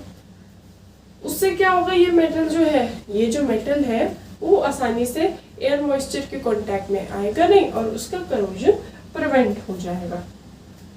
एक तरीका होता है अलॉइंग, मतलब उस मेटल को मेटल रहने ही मत दो, उस मेटल को मिक्सचर बना दो। और अलॉयज जैसे कि आयरन होता है, आयरन हमें पता है रस्टिंग हो जाती है, लेकिन जब आयरन का हम एक अलॉय बना देते हैं जो कि है स्टील, तो स्टील का क्या होता है, स्टील का फिर हमारा करोजन नहीं होता। ऐसे ही एक तो हमारा स्टील अलॉय है, ब्रास होता है अलॉय, ब्रास कॉपर का अलॉय होता है ना। इसमें क्या होता है, कॉपर और टिन। एक होता है ब्रोंज, इसमें क्या होता है, कॉपर और जिंक। स्टील में हमें पता है आयरन होता है, कार्बन होता है, निकल भी होता है। ठीक है। तो मिक्सचर बना दो, अलॉय बना दो, मिक्सचर ऑफ मेटल या एक मेटल नॉन मेटल को एक दूसरे से मिक्स कर दो, एक अलग सा मिक्सचर बना दो जिसको अलॉय करेंगे। और फिर हमें पता है अलॉय बनने के बाद उसका फिर करोजन प्रिवेंट किया जा सकता है, फिर वो करोड नहीं होगा।